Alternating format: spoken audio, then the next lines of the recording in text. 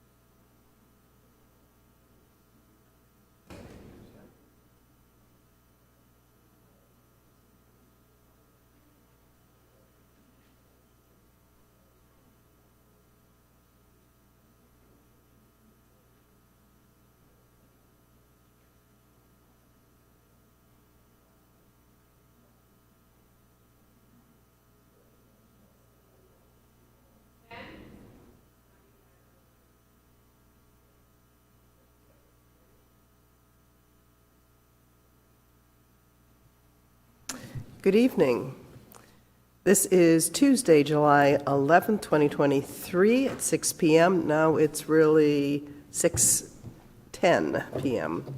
This meeting will be conducted in person in the Sanford City Council chamber and via remote video and teleconference pursuant to 1 MRSA Section 403B 2D and Section 6 of the Sanford City Council Rules of Procedure as amended and adopted June 6, 2023. Members of the public may join the meeting by phone by dialing 1-929-205-6099 using meeting ID 811-0438-4244. And the password is 879079 or via computer at the link provided. Members of the public may also submit comments via the Sanford City website at www.sanfordmaine.org under government/city council/contact the council. Would you please excuse my cold? You will hear this raspy voice throughout the whole thing. Would you stand with me for the Pledge of Allegiance? I pledge allegiance to the flag of the United States of America and to the republic for which it stands, one nation, under God, indivisible, with liberty and justice for all. Please join me for a moment of silence.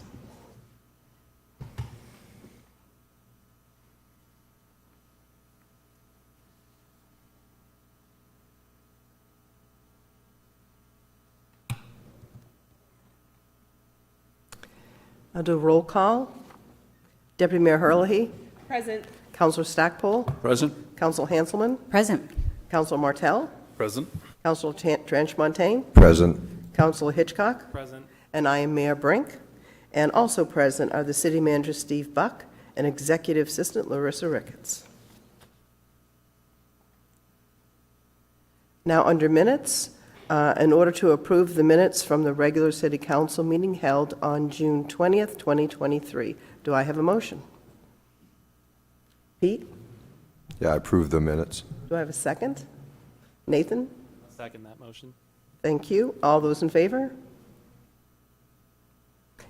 And Ann, you were absent that day? And in order to approve the minutes from the executive session of the City Council held on June 20th, 2023, do I have a motion? Nate? So moved. Do I have a second? Second. Yes. All those in favor? Thank you. That was In order to approve the minutes from the emergency executive session of the City Council held on July 3rd, 2023. Do I have a motion? Yes, Ann. So moved. And Maura, second. All those in favor? And I think we were all here for that. Fantastic. And I do have a mayor's report, and then we will also do we have any subcommittee reports? Okay. All right. So let me do the mayor's report. 2 weeks ago, I had the honor of meeting a motorcycle club called Higher Calling. And this is a nonprofit organization. They are a charity-driven brotherhood with old school values. They use their talents mixed with other really hard work to serve and help the community. They do several rides a year to raise funds to donate to different years' activities. This past year, they donated $10,000 to Ronald McDonald's house, which I think is amazing, and also 500 pounds of food were also donated. And they did the Purple Iris Pancreatic Cancer Foundation. They donated to that. Throughout the years, they've also do several other runs, and they have several runs that they will be doing in the future.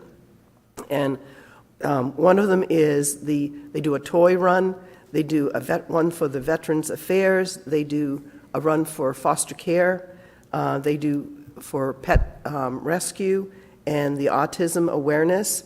They do reefs across America. So I thought this was a pretty neat organization that I met, and they were all in their leather, all looking very scary.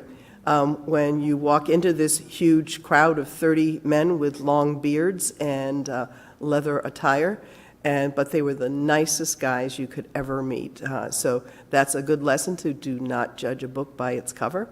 So I was very impressed with this group, and I asked them at some point to come and tell us some of the other activities that they might be doing, and they also offered if there were stuff that we had within our community that they would like us to do a fundraiser for, that we could probably approach them on that.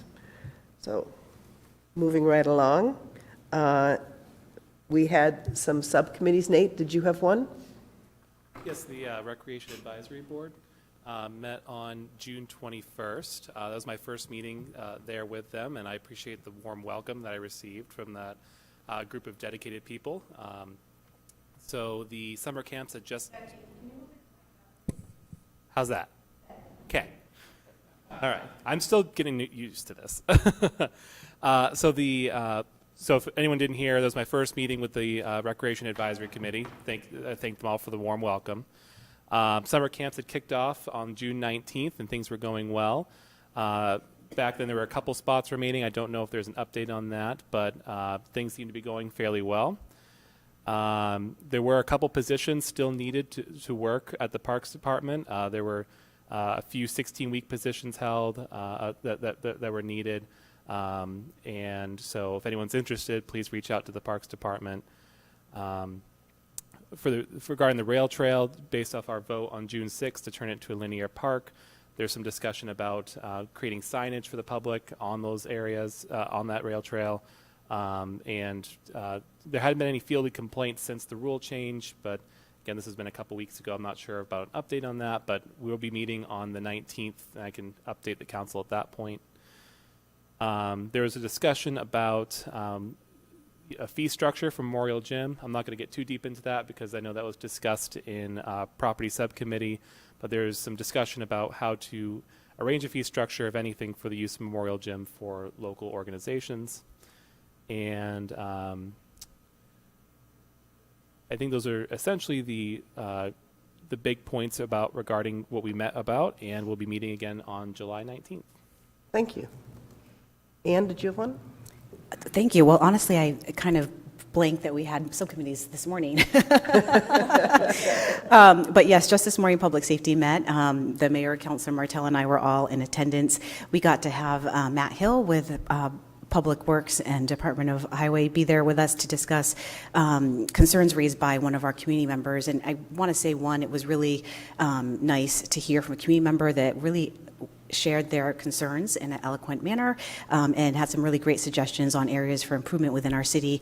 And what's exciting is that of the 16 areas of concern the taxpayer share with us, 15 are actually already in our programming to be fixed in the future, some of which will take some time because they'll be done through the RAISE grant. But the good news is almost all of those areas of concern actually are being addressed, and that was communicated to that taxpayer already.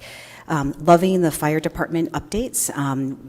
And the PowerPoint was in the work papers or the packet this week for folks who want to check it out. A couple things that jumped out at me with our fire department is that we are seeing an increase in multiple calls coming in at one time this year over last year. Pretty significant increase, which just we have to think about that in terms of capacity and the number of vehicles and staff we have on the road for incidents at one time. But really great reports from our fire department. Exciting news that we had quite a few applicants for open positions and look forward to filling those positions in the near future. The police department had an update as well, and we spent a lot of the time with the police department speaking with our mental health unit and some of the concerns around our members of our community, longtime Sanford folks for the most part, that are currently living outside, which at this point does include some families and some of our retired folks in our community. So definitely an area of concern, one that our mental health unit is working really hard on and that we'll have continued conversations about. There was some brief conversation about our asylum seekers in our community, but Steve will touch upon that in his manager's report. And then Major Dyer, this might have been his first presentation today, did a fabulous job presenting on multiple topics, both at Property Subcommittee this morning and Public Safety, and he did a great job. Please share that with him. He's not here. Oh, thank you. There you are. But that went really well and was nice to hear from him. So that's it. Okay, thank you very much. Any other, Bob? Zoning also met this afternoon, and we had two things on the agenda. First was working towards establishing regulations about recreational vehicles used as temporary living quarters in the city. And, you know, this is the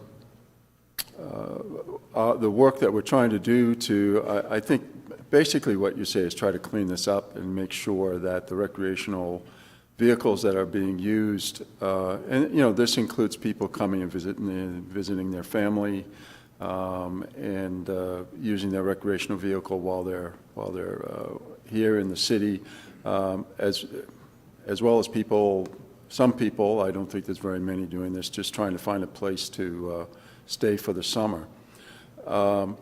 So we're working on cleaning that up, and I don't want to scare anybody. This is not to prevent them from coming in. Thank you, Maura. It's not to prevent them. It's just to regulate it in such a way that it's not too much, too much of an eyesore. Yes, ugly, as the deputy mayor says, and that it's not an imposition to neighbors.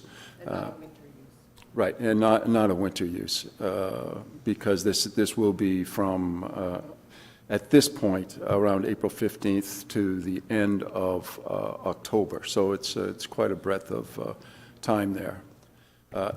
There is a 120-day limit within that date window. Okay, so put that together. Also, we discussed and recommended a zoning change for 1 Park Street.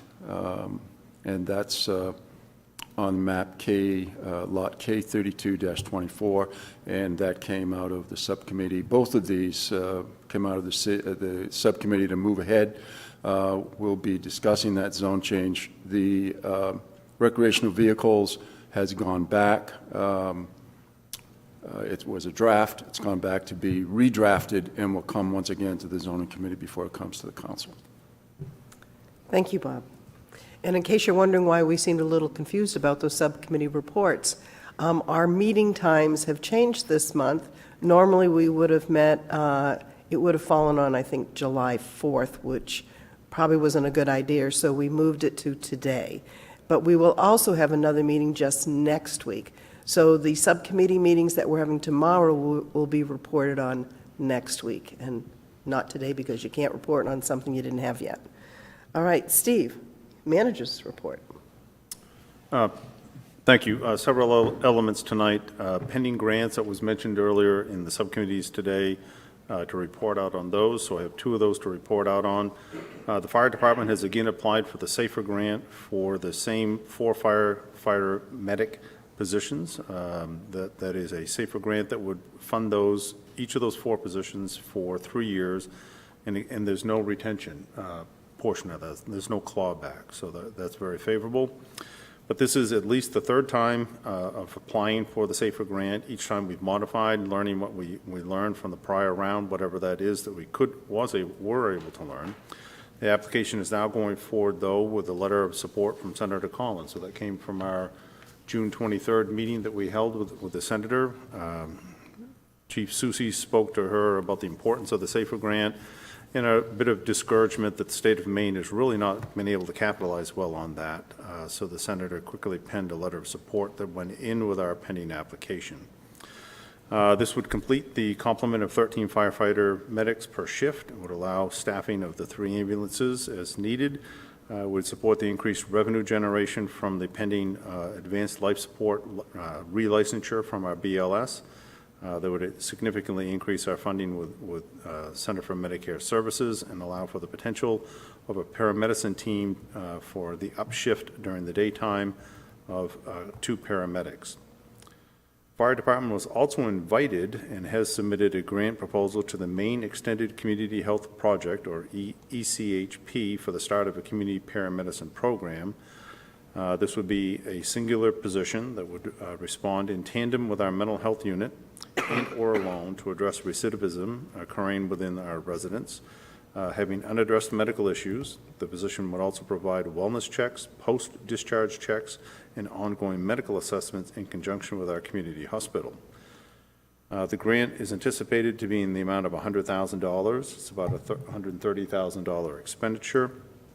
We're seeking an additional $10,000 grant, which is reasonably assured, that will go towards this, and then we're going to solicit engagement with Southern Maine Healthcare as far as a community grant to fund the remaining $20,000 from the perspective of if we are able to, as we will easily be able to prove, that we're keeping residents out of the emergency department that do not need emergency care services, as well as preventing them from coming back in for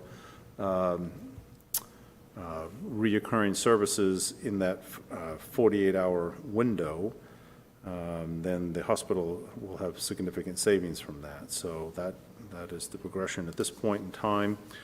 It's a model that hasn't yet got going in Maine to any extent, so we'd like to be able to develop that model and be able to propagate that throughout the state. So if we are awarded that, I'll bring that for the council for review and approval pending such award.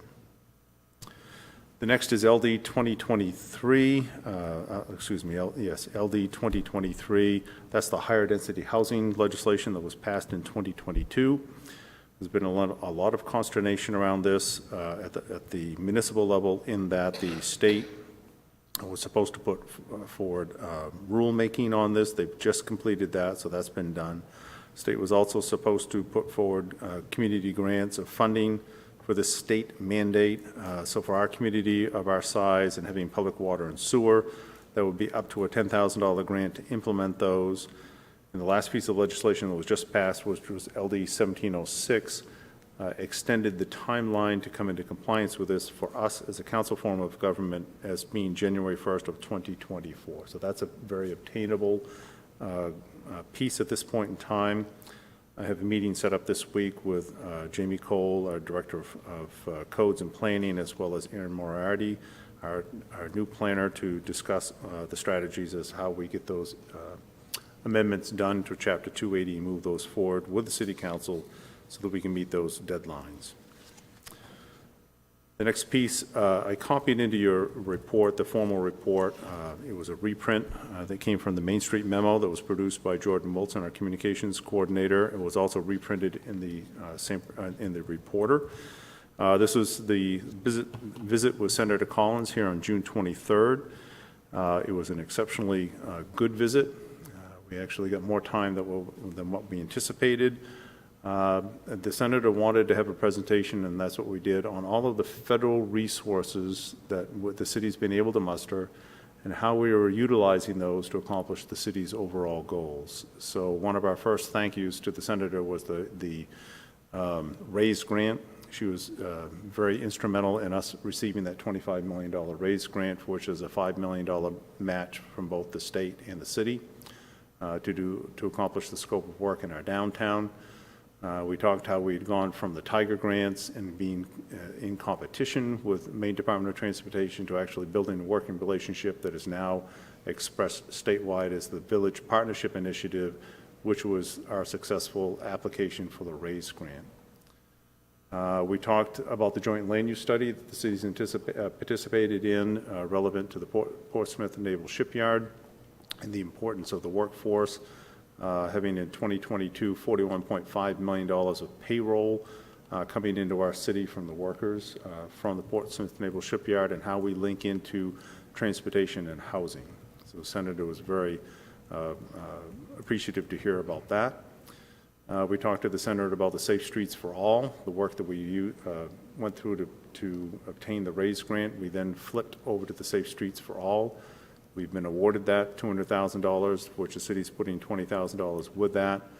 That's out for, we're out for a request for qualifications, and we should, for the next council meeting, be able to report that out and hopefully have selected an engineering firm to start that initiative for us, which will allow us, once we produce the safety report out of that on all of our pedestrian and roadways, any dangerous areas that we're able to identify, pre-engineer those, put an estimated cost to it, and then we can roll those out year over year and apply for funding to get those reconstructed pursuant to the SAFER grant. We talked to the senator about Sanford Net Fiber and how we had utilized EDA funding in there and the difficulties that we had during the EDA funding. So he was appreciative to hear that. That's connected 82 businesses as community anchor institutions at this point in time, 12 medical facilities, 20 industrial production plants, 12 educational facilities, 4 of our municipal locations, 11 nonprofit organizations, and 24 retail operations. So we're currently consuming 10 gig of bandwidth parallel at any point in time. So that has been a very successful project for the city as well. And we talked to her about the difficulty in obtaining additional funding for business-specific fiber connections. Everybody's focused on the last mile for the residential piece. So we continuously request that there is a breakout of a portion of the significant federal funding that's out there right now to address business connectivity as well. We talked to the senator about how the city had utilized its ARPA funds that were received during COVID to leverage training in our public safety departments, as well as funding some of the critical components in the mental health unit within the police department, and this is the amount of success that we're seeing from the mental health unit itself, as well as funding that's gone into housing and funding that's gone into purchasing land towards the future sites of our 2 new fire stations. We talked about housing development and all of the various programs that are being utilized in our city, tax increment financing here at the state level, but new market tax credits and historical tax credits are a significant component towards mill redevelopment that are coming on the projects. Talked about the Nassau Dorm projects, 84 housing units there. The Sanford Housing Authority, there are 44 units coming in there. Wynn developing 90 workforce housing units pending for Stenton Trust. The development of TPD's 36 units pending across the way from the park. That's Rain Court's units, 36 units. TPD constructing 36 units at the roundabout currently. And Weinstein pending 84 units under development currently. Talked about the said spending, the congressional discretionary funding. The senator was able to award $3 million to the library. She went there to view that project right after hours. Again, talked to her about the SAFER grants and the paramedicine program. Talked about the community development block grants that we've just used in our downtown of over $300,000, and the last was the environmental remediation success that we've had using EPA funds. We obtained the first regional multi-use grant for EPA Region 1, one of 4 in the nation, and also just finished up spending our area-wide assessment funds, which led to the redevelopment now of the solar project that's out on the New Dam Road, the former CGA site, as well as the cleanup of the Stenton Trust facility that will allow that to go into redevelopment. So it was a very good meeting with the senator. And the last thing I have here is a small update on the asylum seekers. This is an everyday progression. We continue to work with the York County Community Action Corporation, as well as other agencies and volunteers, wrapping resources around the 28 families of asylum seekers that came here to Sanford in the first part of May. To date, 22 of the 28 families have identified permanent housing options, and I can't give enough credit to the York County Community Action Corporation and their housing navigators and cultural brokers that have made that a success. Many of these families have already been moved into their housing. Currently, there remains 13 families that have not yet been moved into the housing, some of which housing is identified, but they're waiting for that to open up timely. That represents 48 people. They're still at the private temporary shelter at the St. Ignatius Gym, which is owned by the Calvary Baptist Church. York County Community Action and York County Shelter Program and York County EMA and volunteers have been staffing the private temporary shelter, which is now was slated to close on July 16th. We believe we have an action plan that will be solidified on Thursday to continue that operation until July 19th. So that is the pending closure date of July 19th for that shelter at this point in time. We have a meeting with state officials. I did a pre-meeting on that today with Greg Payne from the governor's office, the Office of Innovation. He comes from the Main State Housing side of the equation. Greg is the individual who has been instrumental in putting resources into shelter programs in Cumberland County, for which York County has been shy on that. So we have a meeting with state officials, municipal, York County Community Action, as well as York County Shelter Program this coming Thursday on the 19th.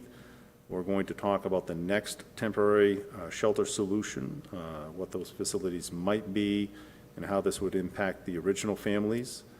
It is highly known that in order to house the last of these asylum-seeking families, that there's additional time needed, likely through October.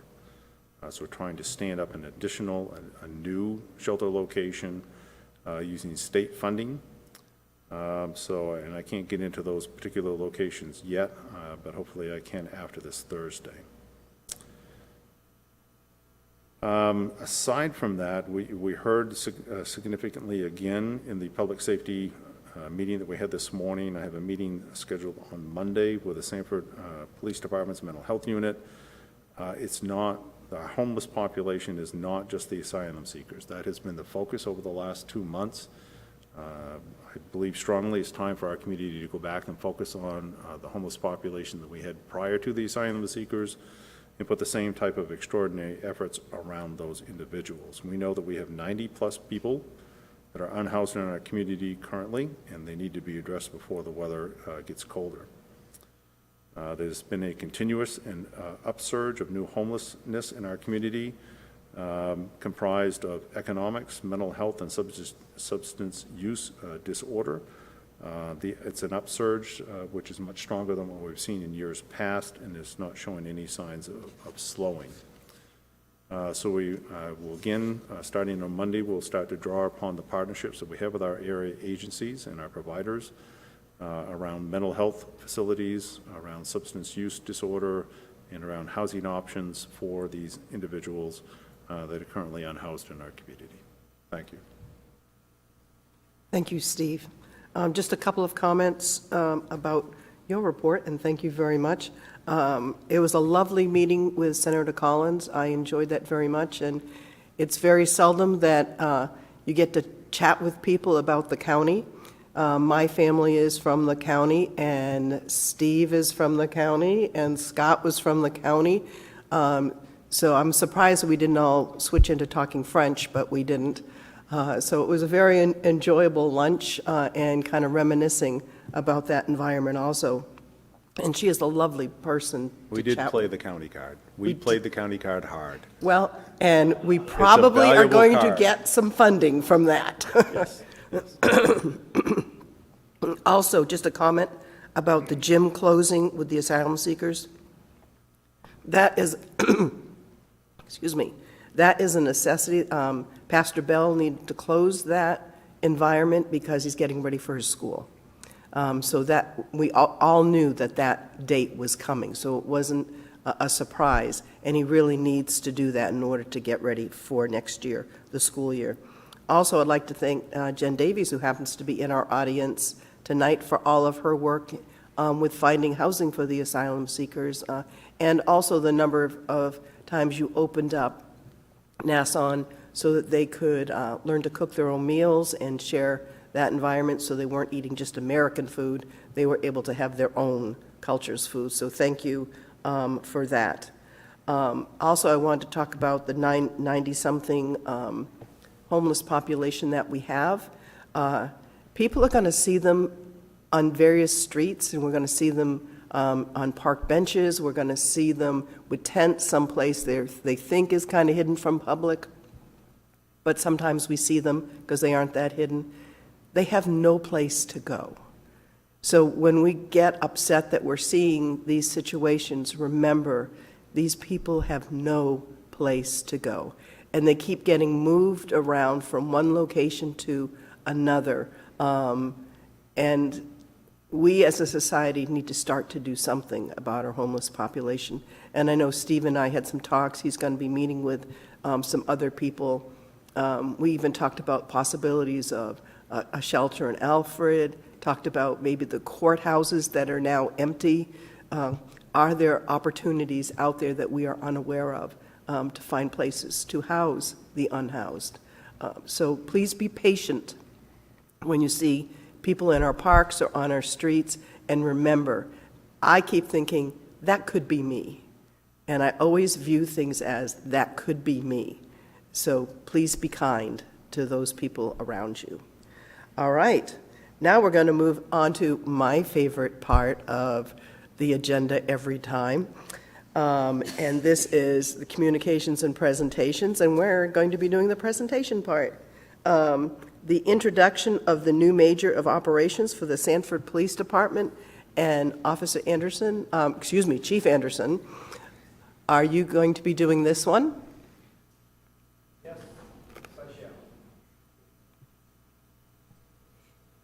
Of course, he doesn't know quite yet why I enjoy this. I know why. Just a trial by fire today? You just abandoned him and threw him out to the subcommittees all on his own without any warning? It's all part of the process. Okay, Okay, good, it's working. good training. Good. training. He did look a little shell-shocked at moments. So good evening. And yes, this is one of those more rewarding things that we do at the police department, where we get to encourage the growth and success of our team members, which you may have heard me say before, are your team members, and most importantly, the community's team members. Tonight, we're recognizing the advancement of a very veteran and senior team member. A few days ago, about 11 of them, it was Sergeant Mark Dyer. But this evening, it's going to be Major Mark Dyer. So if I could have the former Sergeant Mark Dyer please post. Mark is present tonight with his family, who I'm sure the mayor has already spotted in the gallery. Mark is a 1995 graduate of the Wells High School, after which he entered the Marine Corps Reserves. And when he completed his training, he was assigned to the Reserve Center in Topsom. Mark attended the New Hampshire Technical College, earning an associate's degree in criminal justice.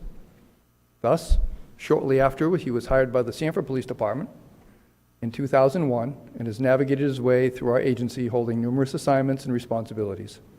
In 2012, Mark was promoted to the rank of corporal, which was later converted to the rank of sergeant. Tonight, placing special trust and confidence in Mark, Recognizing his dedication, professional excellence, and service to the community, we are promoting Mark to the rank of Major and welcome his leadership to the Patrol Division.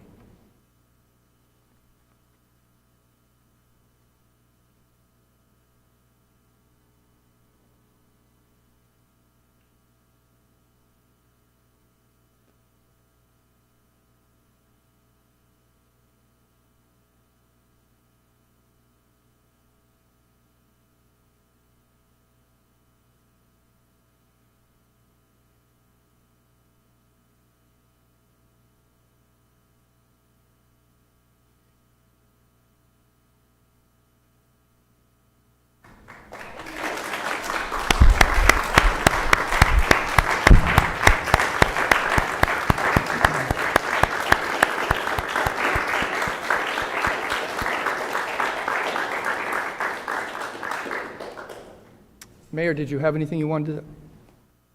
Oh, we know I do. Mark, well, first of all, it's nice to see that you're not a junior high kid anymore. Mark used to come into my office quite a bit, not as a junior high kid, but as an officer we would joke around quite a bit, and he is quite a character, and I enjoyed you tremendously.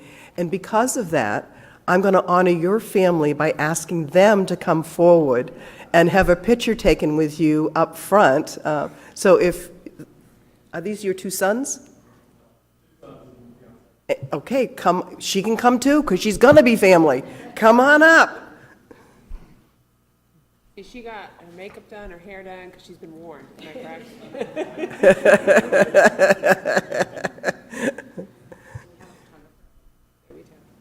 He's learned. Now, just to make sure, you don't have any other relatives here in the audience? Absolutely. Have them come on up.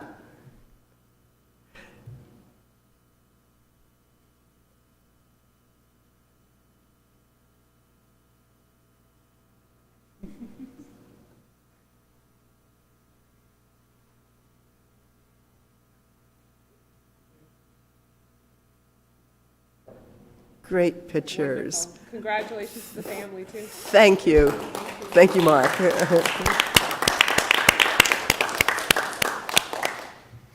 Thank you, that was awesome. You're welcome. All right, we're going to have, is Bill Tower here? Yes. Okay, yeah. And Bill, I don't know if you want to come forward with this, but you're going to recognize Darcy, and I'll slaughter your last name, Valido, for being honored as the NENA Dispatch Operations Director of the Year. So Bill, take it away. Yeah, so hello, I'm Bill Tower. I'm the Director of Dispatch here in Sanford. I've been doing this job since 2012. Darcy's been in dispatch since 2008. Darcy, would you just come up and have a seat up here? Because Darcy is not one for public accolades, but we're going to embarrass her in that a little bit. So on May the 4th, I had the opportunity to go up to Portland to the Maine NENA conference. Darcy was supposed to go with me, but she had some issues going on, so she didn't get to go. So they gave me her award to present to her, so they're going to do that tonight. So without further ado, I'm going to go ahead and read the NENA write-up that I sent in. She was in competition with 12 other 911 PSAP directors who were all nominated. The category was Director/Operations Director of the Year. So Darcy's actual title is Assistant Director of Operations. So I said, well, that fits the bill, so we'll go ahead and put her in for that. So we wrote her up, and I'll tell you, she's been just phenomenal in the last year and a half, which is how long she's been in the job. I wrote this up maybe a year ago, and she got the award in May. So without further ado, I'll let you know what she did. So Darcy Valido was promoted to the administrative staff within the center in November of 2021. At that time, the center was understaffed by 6 positions, and we had no applicants to interview. Morale throughout the center was low with the forced overtime and no relief in sight. We had commonly had people working 60, 65, 70 hours a week, forced overtime. Darcy took on numerous large tasks to both improve operations and morale. Her first major task was to implement a change to the fire run card system, going from paper copies to electronic CAD fire run cards. Now, that is quite a Herculean task, given that our CAD software is 25 years old, and she doesn't write in COBOL, so it was interesting for her. And fire people don't like to agree on anything. No, I that's said true. I said it. So Darcy has, she has the run card system up and running within 4 months, and she's continuously updating the run card system because she continually gets requests from the fire chiefs of all the fire departments that we serve, which is, 12? And so we're constantly making changes. She's reinvigorated the fire chiefs working group so that it's a useful and structured tool to implement change within the fire community that we serve. Her efforts are just simply impressive. She's extremely knowledgeable concerning all aspects of dispatch. Her intimate understanding of the issues within the center has allowed her to address the many facets of the job that have been areas of dissatisfaction for some time. She's very, very innovative. Some of her innovations or initiatives include she implemented weekly check-ins with all the new trainees and their trainers, resolving any communications issues before they became larger problems. She implemented and created a weekly PowerPoint that runs in the dispatch center, accentuating the positives within the center. That is very hard to do because the center, up until that point, had been relatively negative in all the comments that people were making on the floor. She's turned that around completely. She checks in with every supervisor on a weekly basis and provides them guidance. She was a supervisor for quite some time, very effective supervisor. She knows what she's doing as a supervisor. She made up calling cards for when she's out in town. She saw somebody who might be a good dispatcher to hand to them and say, hey, why don't you think about joining our team? Had all the benefits on the back, and we got 2 applicants out of that. So she excels in all aspects of her work, easily handles complaints and dispatcher irritations with adept tact and concern where required. Currently working on her way through SOP revisions and tasking the dispatch staff to both read and adhere to her well-written procedures. She has the respect of the dispatch staff. We're currently at 1 shy of 100% staffing. We had a resignation last week. We're actually in very good shape compared to the rest of the state. Most of the state is at 70% manned, some as low as 45% manned, and we are 90+% manned, so that's very nice. This is the first summer since I've been here that we don't have dispatchers working continuous 16-hour shifts, which is very nice. They're very happy with where they are. So one thing they did, she got a nice write-up on a form, but she also got this nice plaque. Nice. Why don't you take that up there and show that to all the people, get a nice plaque. All right, thank So, you. I did have to pry that off her wall. She had it super glued on there, so. That's nice. Oh, that's great. Anyway, if I could clone a dispatcher, I'd clone Darcy. She does a phenomenal job. She's been a godsend to us here in Dispatch Center, and just thank you. Appreciate And it. Darcy, thank you for what you do, because when you make the environment for those working with you, it means that they will stay longer. And what you guys are doing is a very stressful and hard job, and I can't even fathom the stress and the stuff that you handle day in and day out. So whatever you're doing is helping them to stay. So thank you, thank you. And thank you for coming tonight. I know it stinks. However, it is good for the community to see this particular department, which is kind of behind the scenes, and doing stuff like this actually helps them understand what people do in our community for them. So I appreciate that as well. Thank you. Thanks.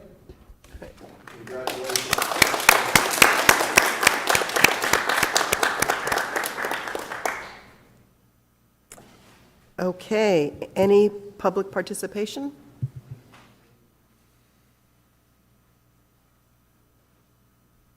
Moving right along. Jen, You're supposed to you're sign supposed up. to sign the paper. I didn't see it.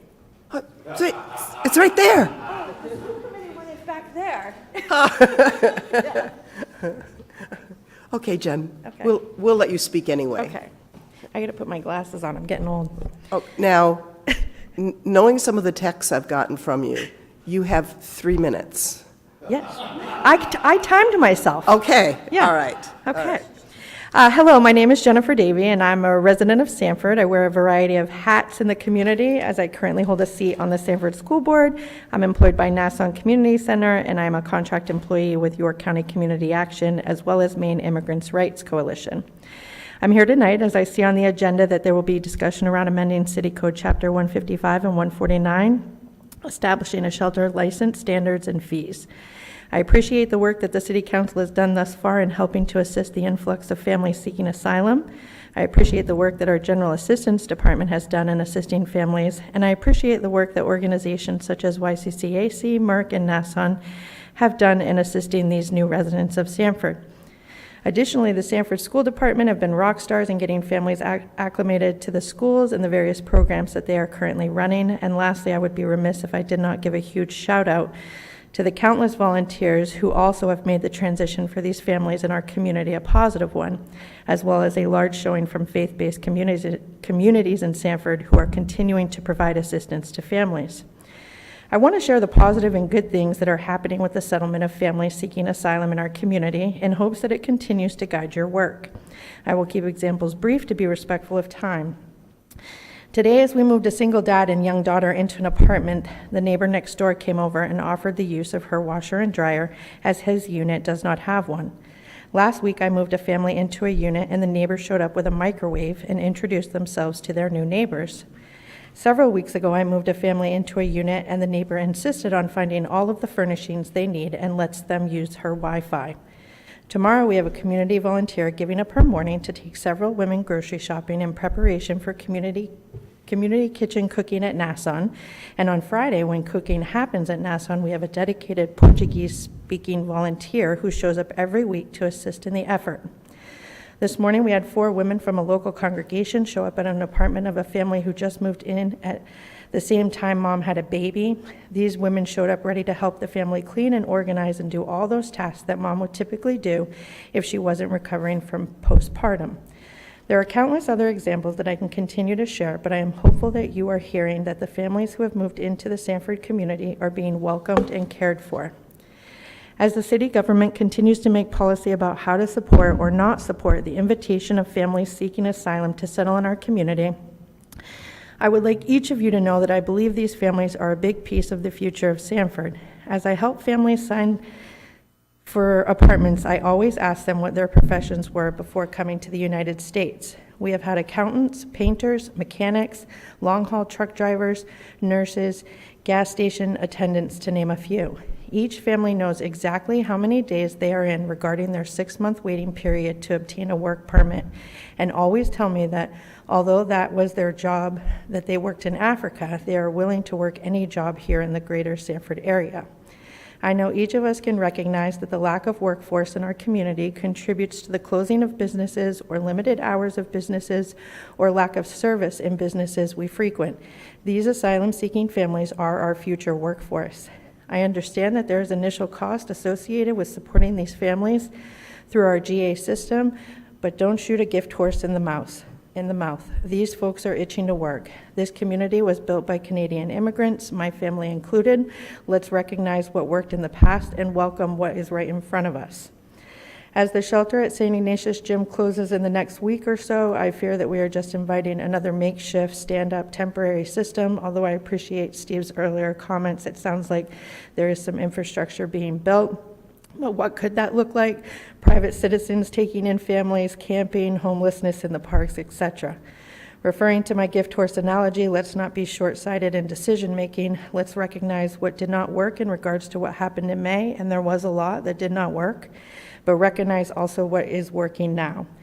Lastly, I would caution pitting one group of people against another. I think we can all recognize that our unhoused population is growing. We know that there is a long wait for Section 8 housing. We have amazing people working with these groups, including Officer Colleen and Diane Small. Speaking from my experience with the asylum-seeking community, I would encourage dedicating housing navigation as well as dedicated tenant education for both the unhoused community and Section 8 community in hopes that we can help all of those who are seeking housing obtain housing. Maybe these things are already happening, but that is what is working in the efforts to settle families in Sanford who are seeking asylum. Thank you. Thank you, Jen. Any questions? No? Okay. Moving right along. Under public hearings, the City Council will take a public comments on the following. And I'd like to open the hearing, a public hearing for the purpose of receiving public comments on a capital improvement project for the third and final phase of Presidential Lane Extension, and to authorize assurance of general obligation securities and an appropriation in the amount of $881,000 for this project. Are any for? Allison explain it? Do we, normally we don't under this. Or how would people know how to public comment if she doesn't explain it? Okay. I thought she already did, past meetings. Good evening. This is part of the public hearing. I can do an overview now, or I can do it under the vote for the bond, whichever one is fine.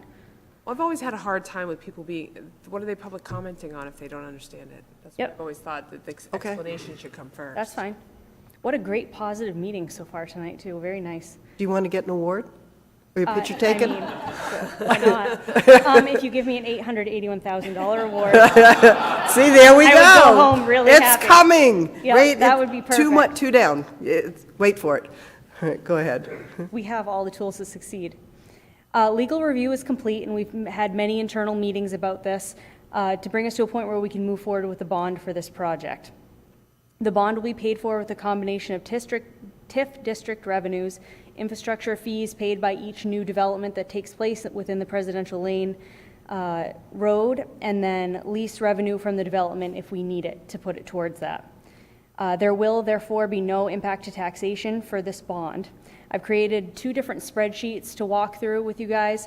They're pretty in-depth, but we can look through them, and I can walk you through just the quick overview so that you get a feel for the amount of depth that we went into, the city manager's office, the treasurer, the finance director, and myself to really nail this down so that we knew for sure that this was the best way to move forward with this and that we were being fiscally responsible the entire way out. So this first spreadsheet, this one looks at the debt service. So I wanted to go through and calculate the total amount of debt that we would have for all of the airport projects every fiscal year. So that's what you're looking at here. Each one of the black and white boxes is one of the projects. So the very first one is the SRE building that we entered into in 2018, 2019. And then we have the 3 different phases of Presidential Lane. The third phase is the one that I bring to you tonight for approval. So each one of those, there are 2 payments each year that include interest and principal. And then they're color-coded by fiscal year as you go down so that we can look at going across, adding up the total debt that we're paying each one of those fiscal years. Once I figured out what we owed, then I was able to go to the next spreadsheet, and this one's a little more chaotic. But I set it up on the left-hand side, if you can go to the next one, Steve, and that it's set up exactly the same way so that you can translate across by color by fiscal year. So this one, I went into and looked at all of the different revenue that the airport generates that can be put towards the debt service to make sure that we're in the black every single one of those fiscal years until we pay off all the debt for all of these projects. So you'll see in that the debt service expense, that's pulled from that first spreadsheet that was on there. And then the revenues, that's a total of everything to the right of that, which is all the solar TIF revenues, the infrastructure fees, the lease revenues. And I want to stress that I was very, very conservative when I put those revenues on there. So that is stuff that we are pretty certain about. Better case scenario looks really good, and best case scenario will make this not even a problem at all. So we were able to go through, and the one that I want to call your attention to is the second column over where it says net, and that's the amount that we're in the black each fiscal year. So you can see the only one that gets a little bit close is fiscal year 26, 27. It's about $29,000. But again, that's looking out, that's me trying to project revenue years from now and chances are we're actually going to be doing much better. So pretty much that's assuming there's no more development on Presidential Lane and it kind of stagnates, which doesn't look like that's what's going to happen. It's going to continue going.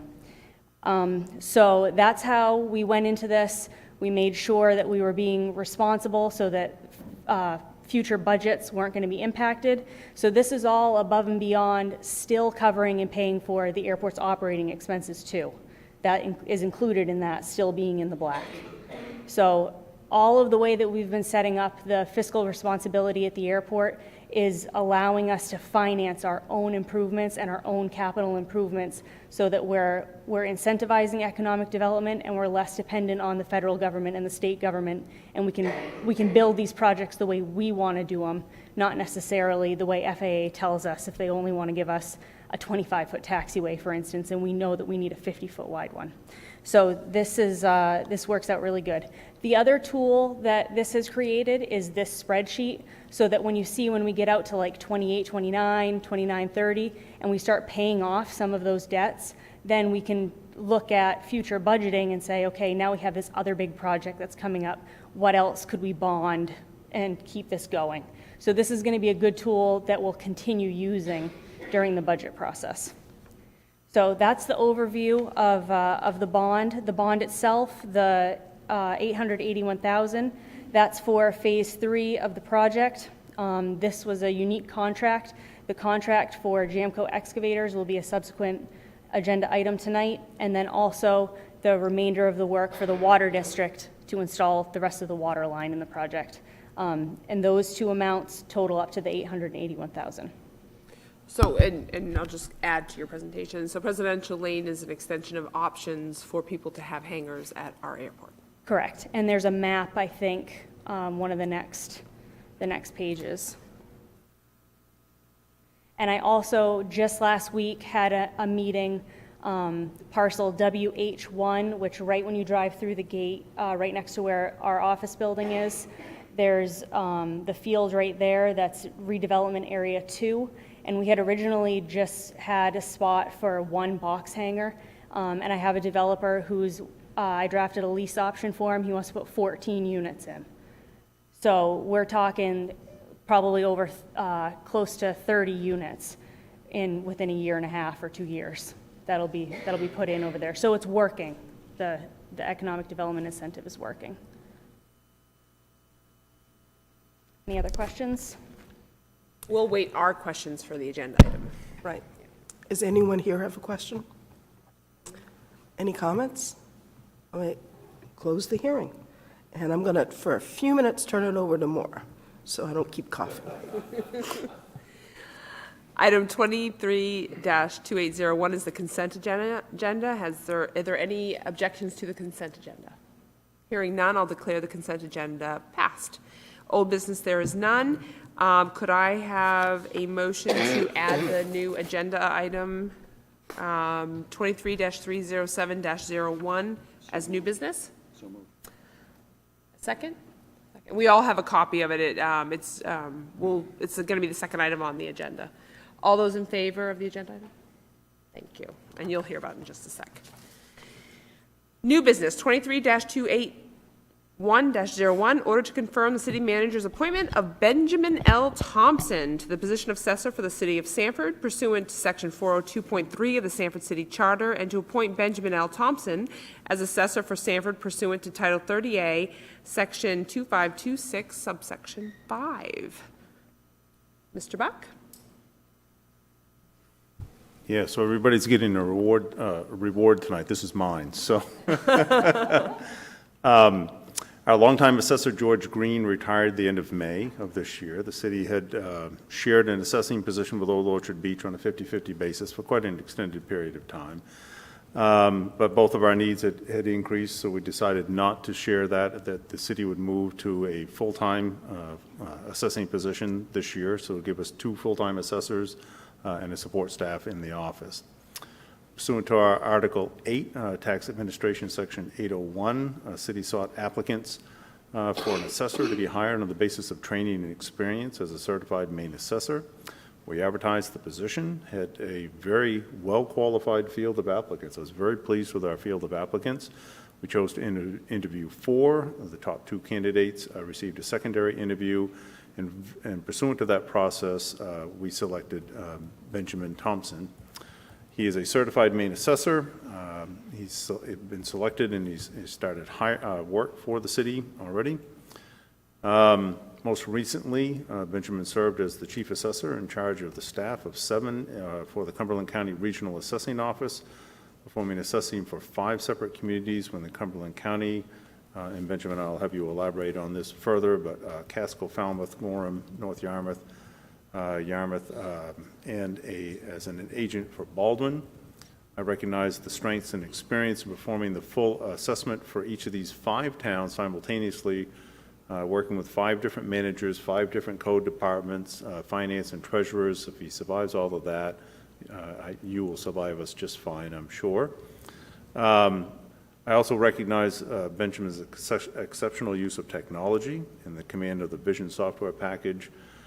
He's also worked with the Vision Government Solutions on software, appraisals, also including KRT, and has worked on performing 3 revaluations in 3 different towns just in the last 3 years alone.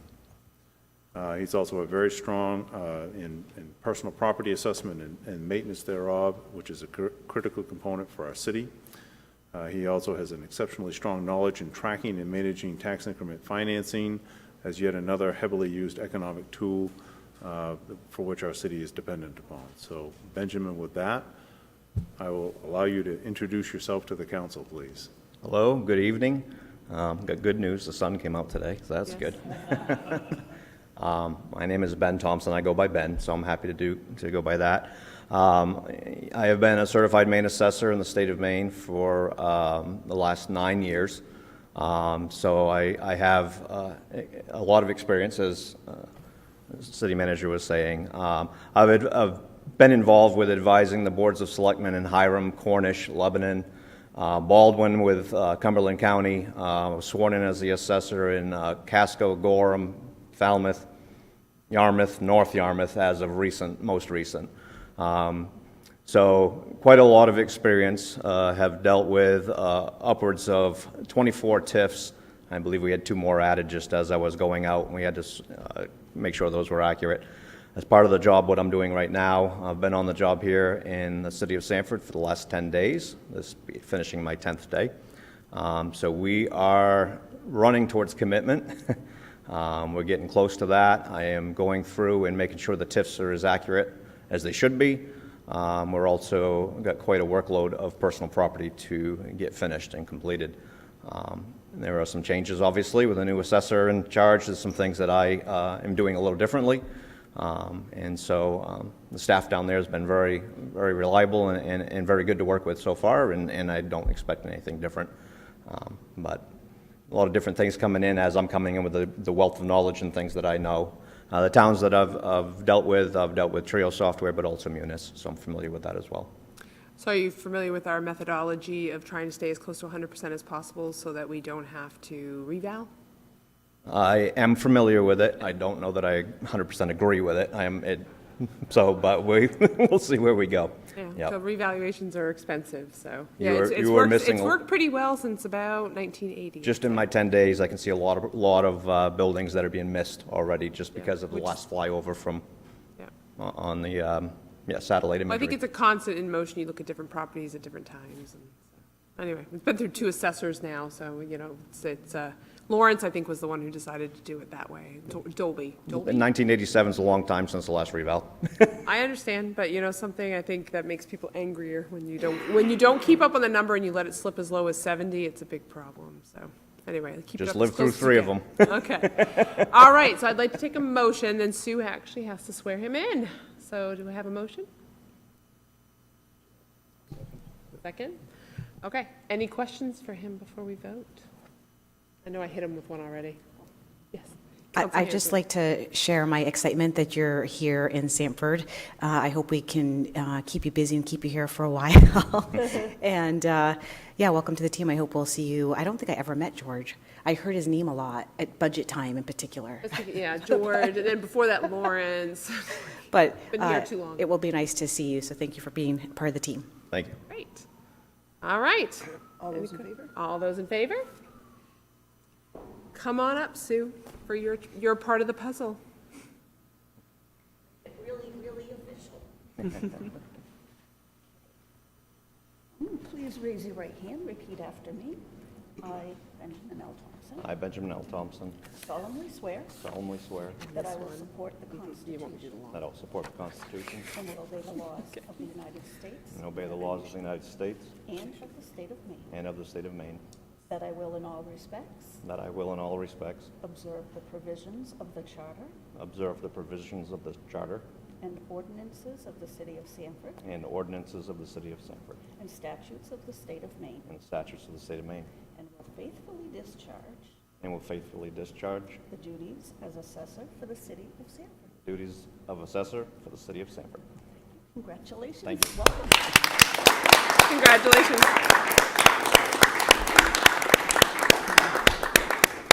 Congratulations and good luck. I'm sure you'll be just fine. The new agenda item that we just added a couple ago, 23-307-01, order to review and approve purchase of a used 2014 Kenworth T800 tractor unit to pull the roll-off trailer at the Sanford Transfer Station from Track Traders, Inc.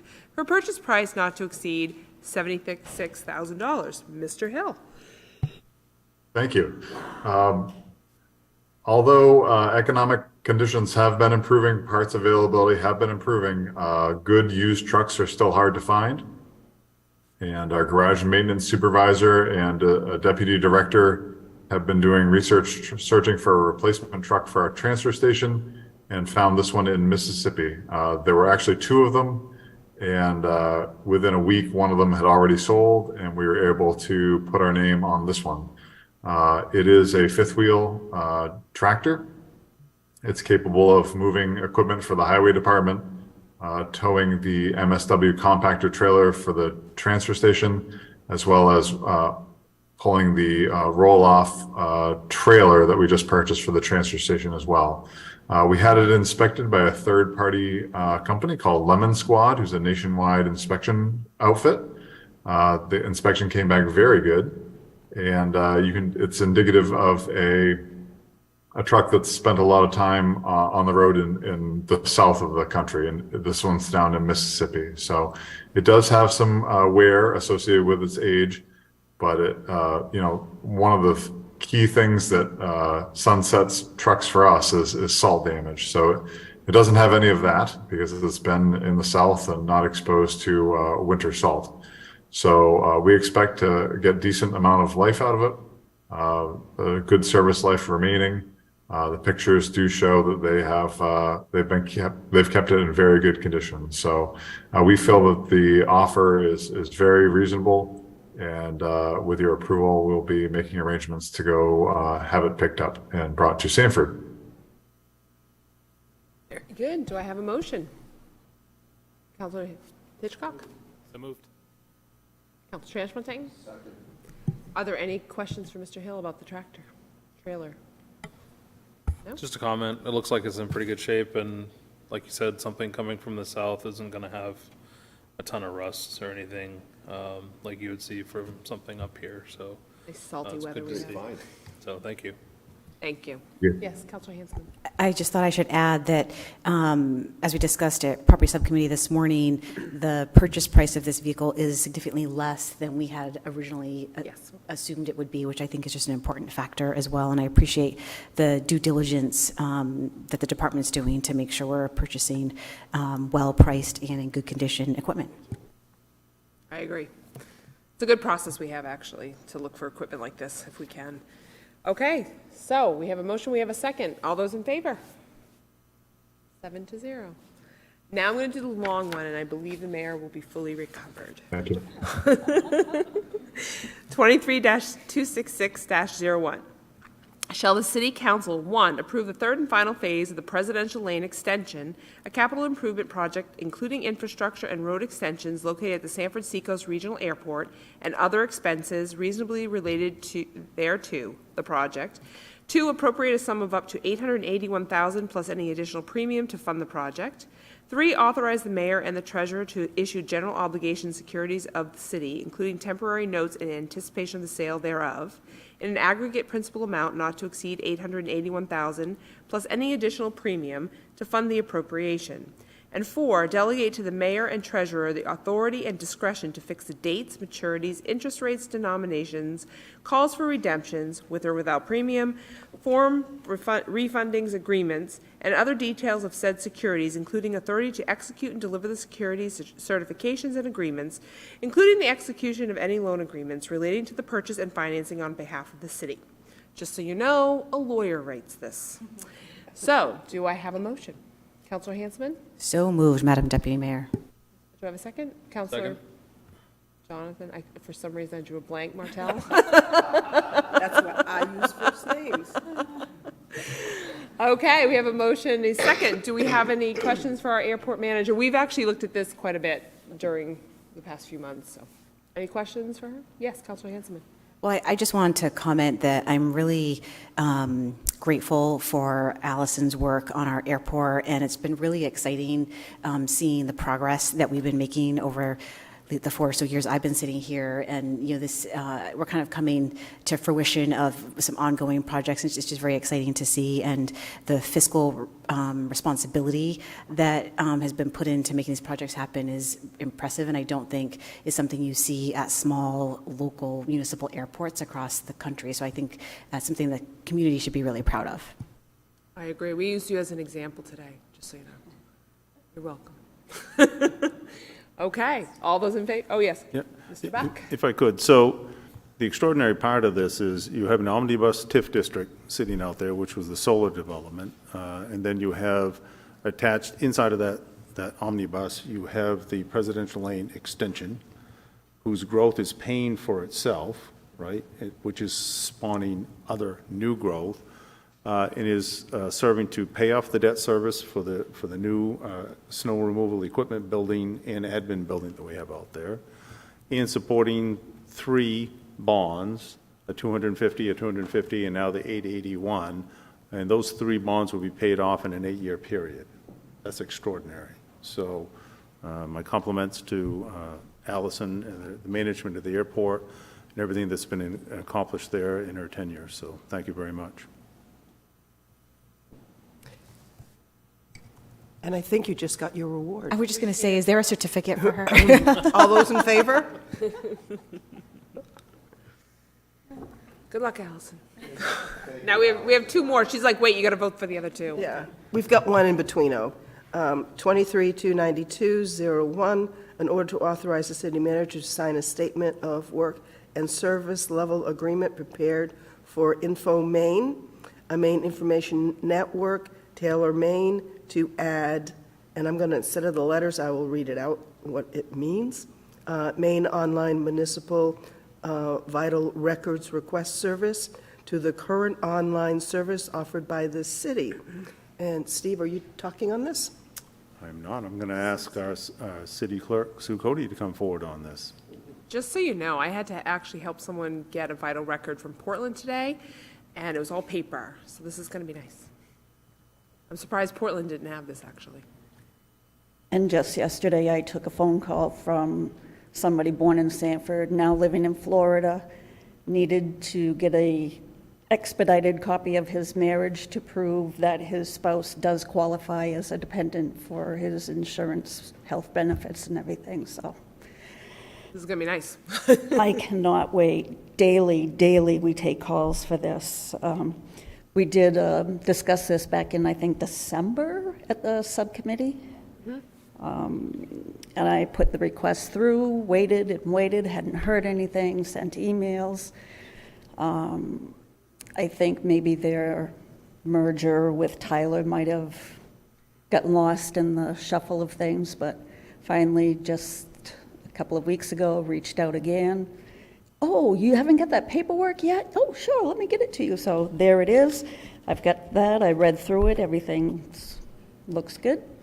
And just waiting for Steve to sign off. I'm going to scan it back to him tonight, and hopefully just a few weeks, no more than a month, fingers crossed, everything will get implemented and we can start serving So just so everybody knows, this will allow people to go online and ask for, Any vital record, marriage, birth, death. Yes, for those events that happened in Sanford. excellent. Councilor Martel? Yeah, is that something are all those records currently scanned in, or how does that work right now, and what needs to happen to implement this? The state vital records has electronic records, mostly just from the last 20 years. All the other previous records are paper records in my vault. How this electronic request service works, they're filling out their form online, they're verifying the information, and it pushes the request to me. I make sure, verify that I have the record, and then fulfill the request. So you would scan, they No. order it, and then you would go find it and scan it, or? No. Vital records can't be scanned because they're produced on safety paper. Okay. Any photocopies or scanned images make it void. Okay. What they do is they can expedite and pay for overnight shipping, like FedEx or UPS, priority mail. They can, I'm assuming, we hand wrote out a request form. I'm assuming they can do an online request form. Yeah. Attach any document, like a photo ID was required, so they could probably Yeah, attach they that to the have to request. upload Yeah. their documentation, probably a picture of their ID. If it's a grandparent requesting for their grandchild's birth certificate and they need to prove their lineage, then either the documents for that or I'm not sure how it's going to work. If somebody walks into the office and that's the case, if the mother or father of the child was born in Sanford and we have our record in the vault, we will look it up to make the connection so that they don't have to purchase an additional record that they don't really need, or, So it gives them the option of doing all their part online, but because it has to be certified, so stamped and everything, Yep. it would end up still getting mailed out. Okay. No, that sounds like it would help standardize the process and make it easier for you guys. Yeah. Okay, thank you. Okay, do we have a motion? Motion to accept? Jonathan, and a second, Pete? All right, all those in favor? Thank you. Go.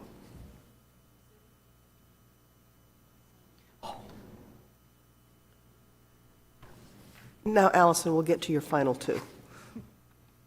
I don't want you to go away empty-handed. There you go, Sue, now you can scan away.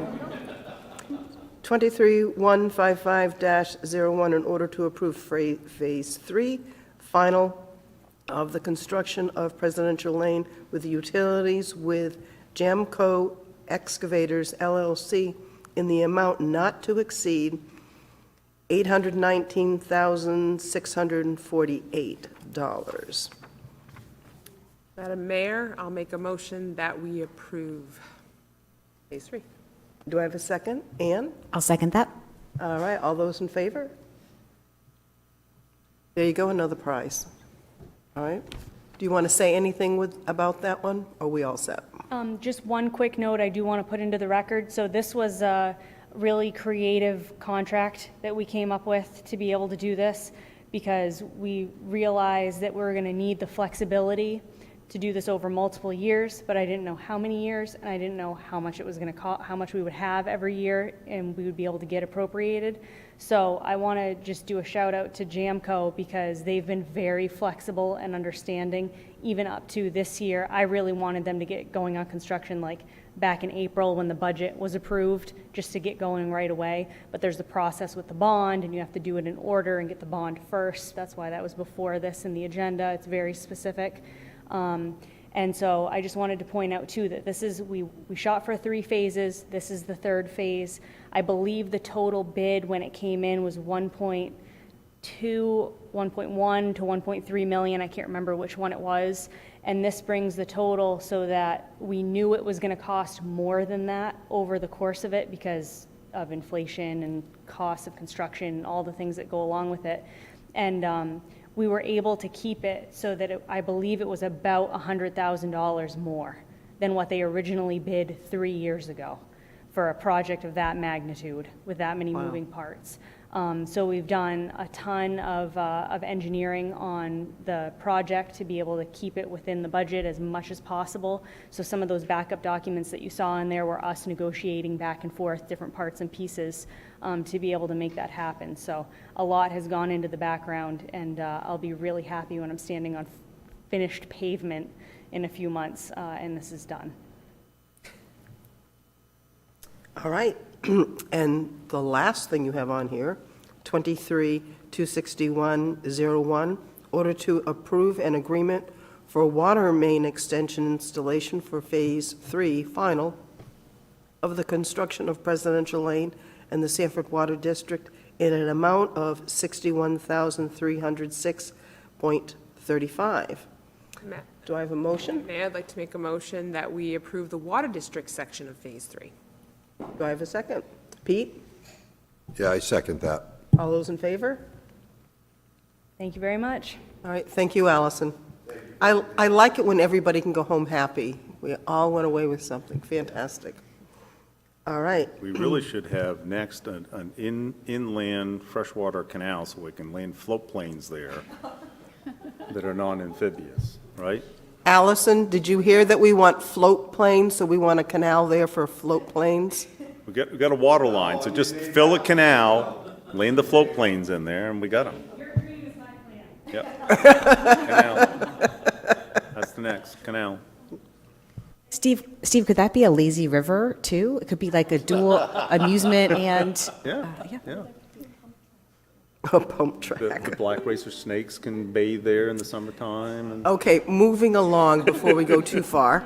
In order to accept funds due to criminal forfeiture pursuant to 15 MRSA Section 5824(3) and subsection, and I'm getting, if I'm get this right, 58266. All right, whatever that meant, who's speaking on this?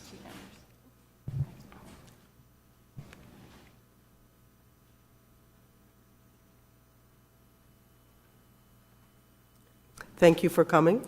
Yes, thank you for having me. So basically what this is, we were notified on June 20th of a criminal forfeiture in the amount of $8,155. That requires a vote for that. And essentially what the forfeitures are from are usually from seizures, either from drugs or other criminal elements. And those eventually come back to the agency. And this is one of those instances. We generally use these funds for things that have been outside the budget, training, equipment, things like that. All right, Steve, do we have to, when we make a motion, say the exact amount, or is there a possibility of this changing? So we just accept the funds? I don't think the amount is going to change. No, that's the actual forfeiture.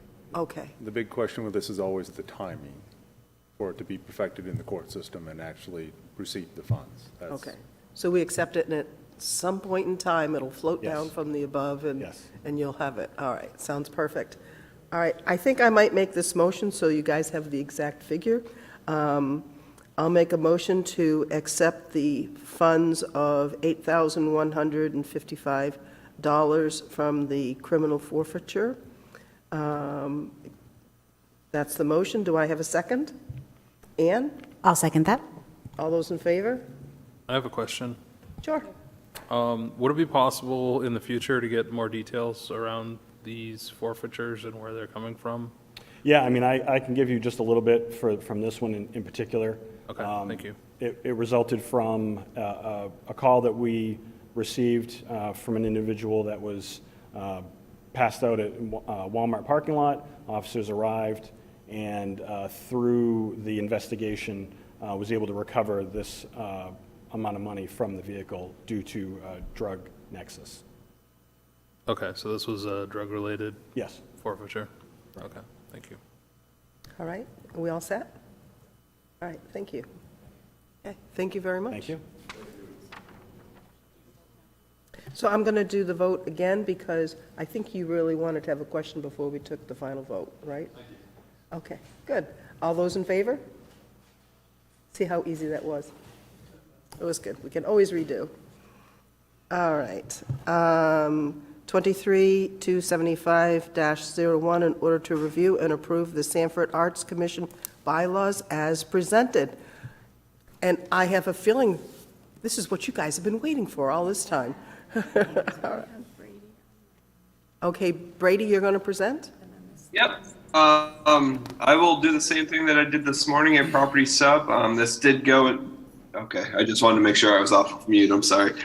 This did go in front of Property Sub this morning, and then it was pushed along to this meeting. And I will give you guys the cliff notes of the bylaws for the Arts Commission. The Article 1 is the purpose. There's a few bullet points there supporting our mission. Article 2, it consists of the composition of the commission. There will be no more than 12 voting members appointed by the city council and sworn in by the city clerk. As this is a regional effort, people who live outside of Sanford may serve on this committee, but there must be at least a minimum of 2/3 of the current number of members shall be qualified to vote in Sanford and Springville. So that leaves up to 1/3 of this committee could be a non-resident. Article 3, the terms of office. This will be 3 years, renewable through the reappointment process by City Council. Article 4, for officers, the commission shall have a chair. It may have a vice chair and a secretary. It doesn't have a vice chair or secretary right now. And the director of Parks and Recreation will serve as the commissioner's treasurer once funds hopefully get allocated towards this committee, whether it be through grant money or whatever it may be in the future. And the term of the chair should be limited to one year with the option to continue, or if they don't want to, hopefully somebody else on the committee will step up. Article 5 is a quorum. This tells us when we're going to meet. We're shooting for the fourth Thursday of each month from 9 to 10:30 a.m. An annual meeting of the commission shall be held in January. 1 for the election of officers, 2 for the adoption of the committee's budget, and 3 for the receipt of the annual written report by the chair. And I believe that will be just like trails presented to you folks as part of a city council meeting going forward. Article 6 is subcommittees. We don't have any right this second, but there is the potential to have some. Article 7 is finances. There's nothing really there because there's no money at this point, but in the future, we will work to obtain grants and potentials of some city money. And then Article 8, I'm just going to read this one, starting with the second sentence. Enactment of the proposed bylaw amendments require 1, 30-day notice to the commission, 2, a quorum at the meeting, and 3, 2/3 vote of all commission members. And then that would be adopted by you folks at a meeting once we go through the process. So that's the bylaws that we have. Fantastic. And I want to thank you for all the work that it took to make the bylaws. And we're going to have to reconvene our committee who appoints people to these things, because we now are able to appoint people who are out of Sanford too, and we've had some people apply. So that'll be perfect. Before we take questions, let's do a first and a second, then we'll go to questions. So do I have a motion to accept? I'll make a motion to accept. Okay, do we have a second? I'll second that. And now questions. Pete? Hi. Under Article 2, we have 12 voting members appointed by the city council and be sworn in by the clerk. I have no problem with that. What I have a problem with is the next line, where this is a regional effect. This is the city of Sanford, Village of Springville. It's not a regional effect effort. It's people who live outside of Sanford may serve, but at a minimum of 2/3 of the current members shall be qualified to vote. I call for either a workshop study or more into it in this, because I feel only Sanford in Springville should be able to vote, because this is our culture, this is the art that we're coming in here, and I want all of us, instead of someone coming on the board and pushing their agenda from somewhere else. I feel that this should be looked at a little bit more. Everything else I love. I think this is great, and we want this. Hold on, Pete, we've got an explanation for why that happens, because this is not unusual. No, it's not unusual. So usually with regional efforts like this, airport does it. We allow non-residents to be on that. Trails Committee, we would allow non-residents. Because a lot of times, one of the reasons we've asked them to do this is because when they do decide to have art walks or events in Sanford, it's easier for us to work with them on covering them for insurance, et cetera, to be able to have artists out on the street. But it doesn't work well when you have something like art to say that it only has to be Sanford residents. They're making an effort to bring art to our community members, and that is not just a Sanford issue. So it's just their involvement, their passion around art and bringing it into Sanford and getting Sanford residents excited about it. They put it at 2/3 must be in Sanford Springville, just because they recognize that a majority of the people should be from the community that's supporting them. But they also want to get the energy, the expertise, the passion from other artists in the region, and that's why I would do it.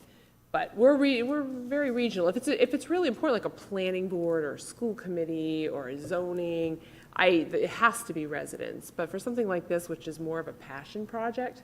So I'm more worried about if we're putting statues up, art exhibits that are going to be permanent.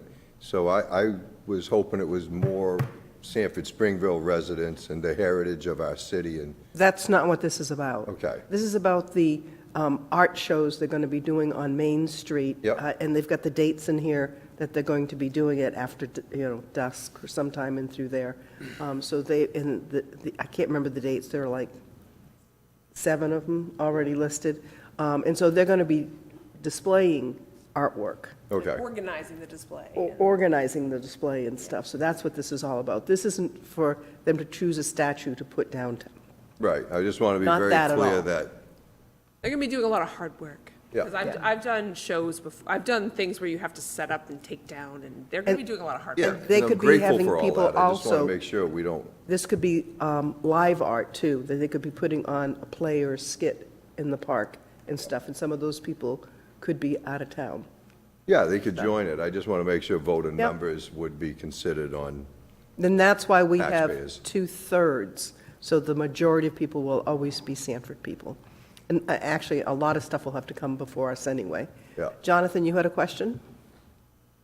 Excuse me, Nate, you had a question? I want to. Go ahead. So it's not so much a question as maybe sort of a way to reconcile what my fellow counselor here is saying, is that when you look at Article 1 about the purposes, it's focusing on Sanford, doesn't mention the regional effort.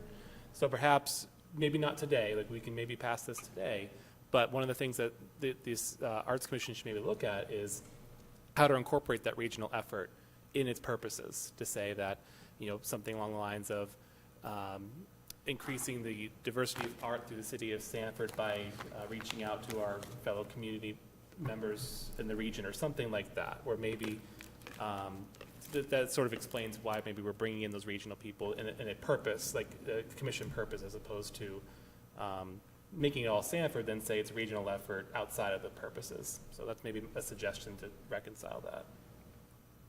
And Jonathan, do you have a? Yeah, thank you. I had a concern about the time frame for the meetings. Thursday at 9 a.m. to 10:30 a.m. That's typical working hours for most people. So I think this would exclude a pretty significant portion of the population that might want to be involved. So I'd like to see that at a more convenient time frame for most working people, so that they could be involved if they wanted to. Okay, hold on a second. Evelyn, you want to come up here and speak? Please introduce yourself. Oh, at the mic, because we have people out there in TV land. Hello, I'm Evelyn Pittsburgh, and I'm the chair of the New Arts Commission. and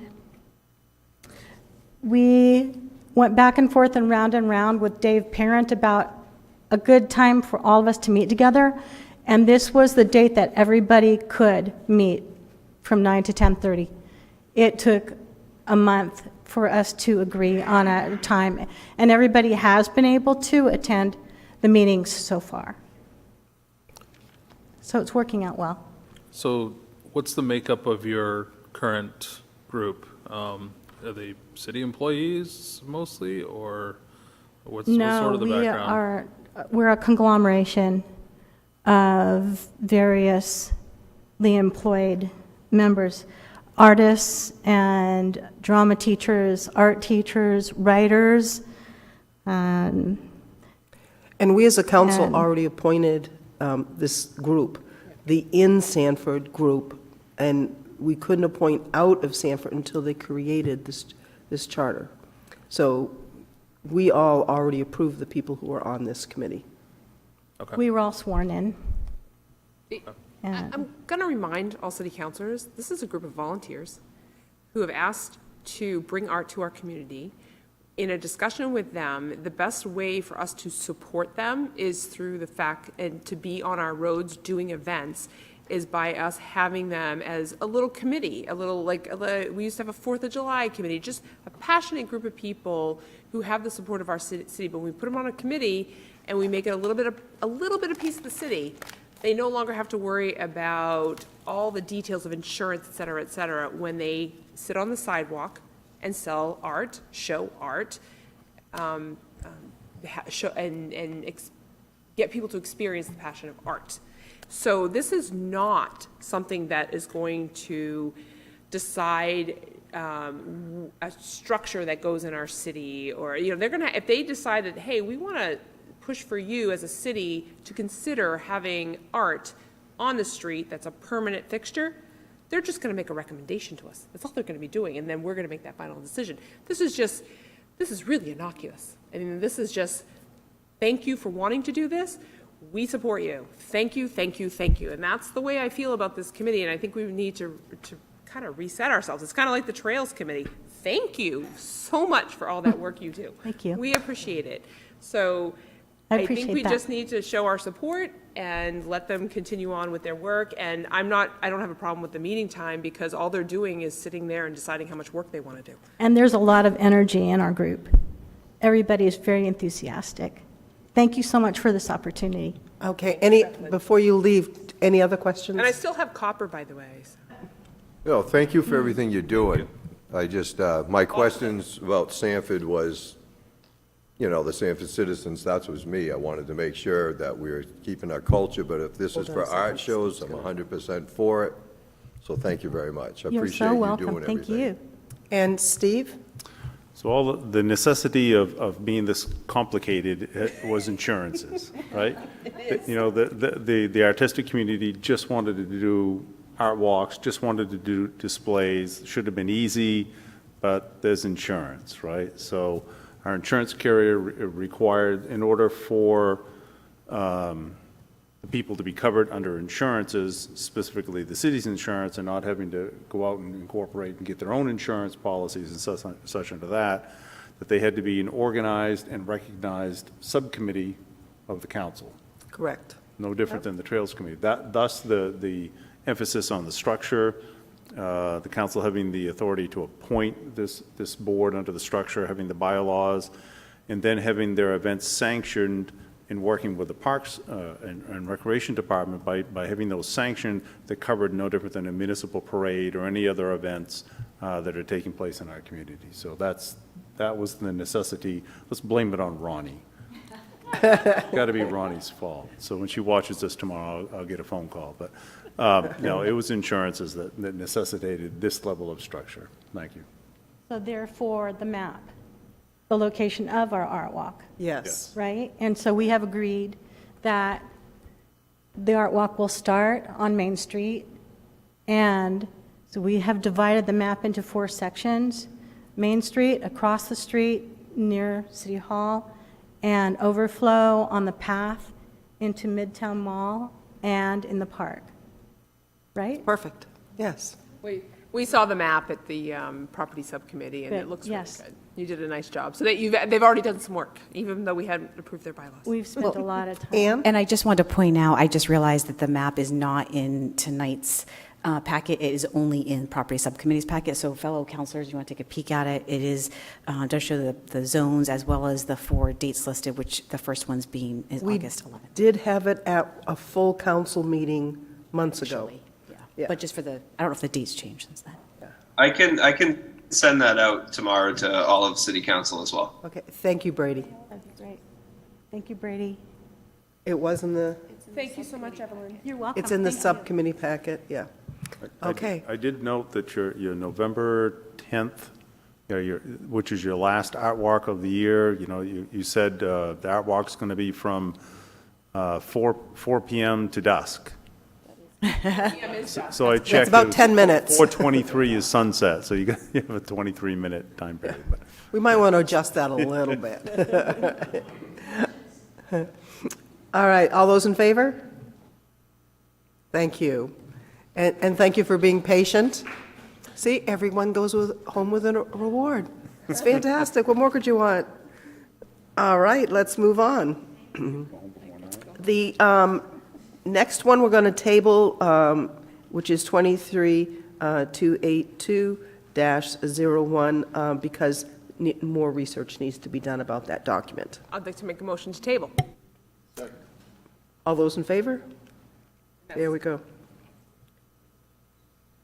23283-01, in order to create and authorize the use of a special revenue account to support equipment, procured maintenance, training, and other special response team-related expenditures for the special response team. And it's, in brief, it's SRT. Come on down. Come on down. What kind of deals do we have tonight? We do. Waiting for my prize. It's coming. So in a nutshell, the Sanford Police Department is part of a larger regional effort to provide officers during high-risk or emergency responses throughout the county with 12 other law enforcement agencies. And each agency acts independently of each other with respect to insurance for their officers. They're all indemnified. But one area we thought we could improve on was, as we share some equipment, we wanted to share some cost of some equipment or cost of repairs of equipment. For instance, the vehicles that we utilize for hostage rescue or for a barricaded individual, the city of Sanford owns those and we pay for those. This special revenue account will allow the other police departments to dedicate some money to help us in those costs. I think this has been a long time coming.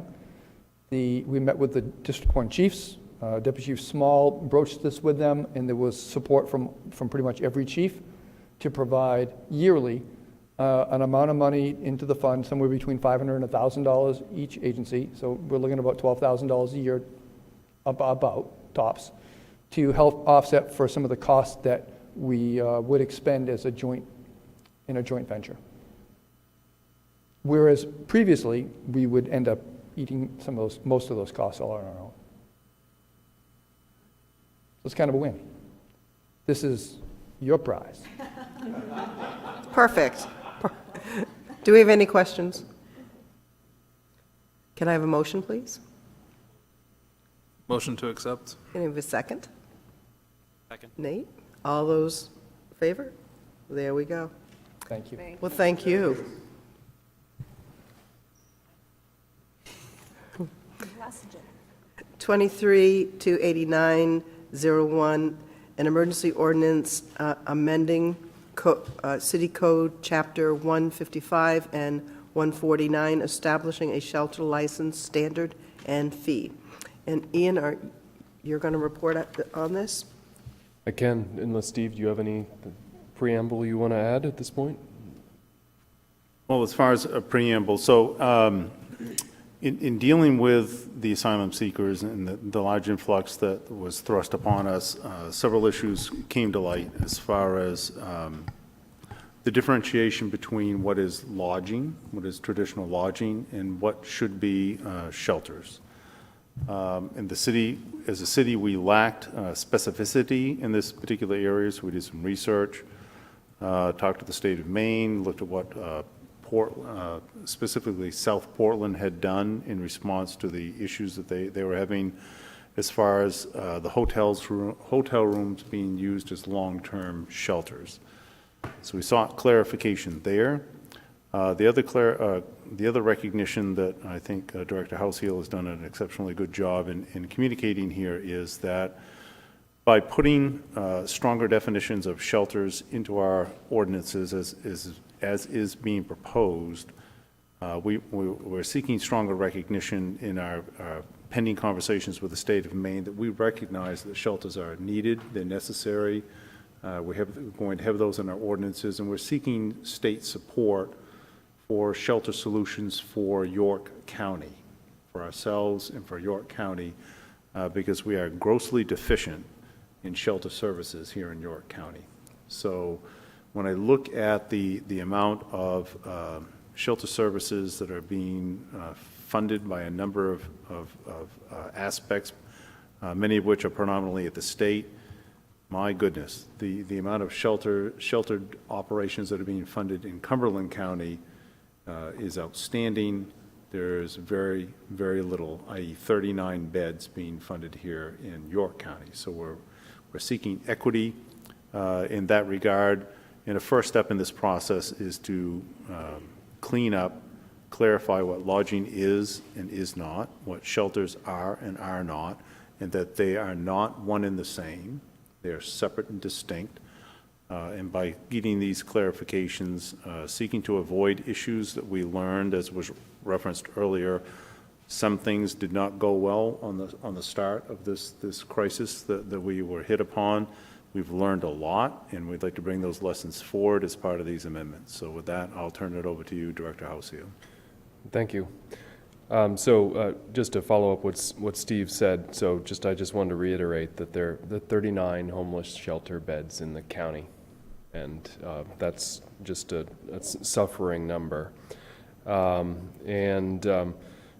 that provision of homelessness services is a state, county, and regional responsibility, and the municipality is a stakeholder in that. This ordinance is put before you as an emergency ordinance. So what that means is if it's adopted tonight, it expires 91 days after its adoption unless reenacted. That's pursuant to the city charter. So from here, this will go to a subcommittee for review again and potential reenactment or permanent enactment. I think it's very important that the city establish a shelter license. We do regulate housing. We regulate housing of multiple kinds, including recovery houses, and also point out that we do license family shelters in the city currently. They are already covered. These standards are specific that new shelters would require these application procedures. And so the family shelters and other kinds of shelters that are in operation currently would only need to maintain their license at this point. I did want to call specific attention to two sections, 155-9, the provision of emergency shelter services by the city. So the city contracts with York County Shelter Program for emergency shelter services exclusively. As the regional homeless shelter service provider. Those are those 39 beds that are available in the county.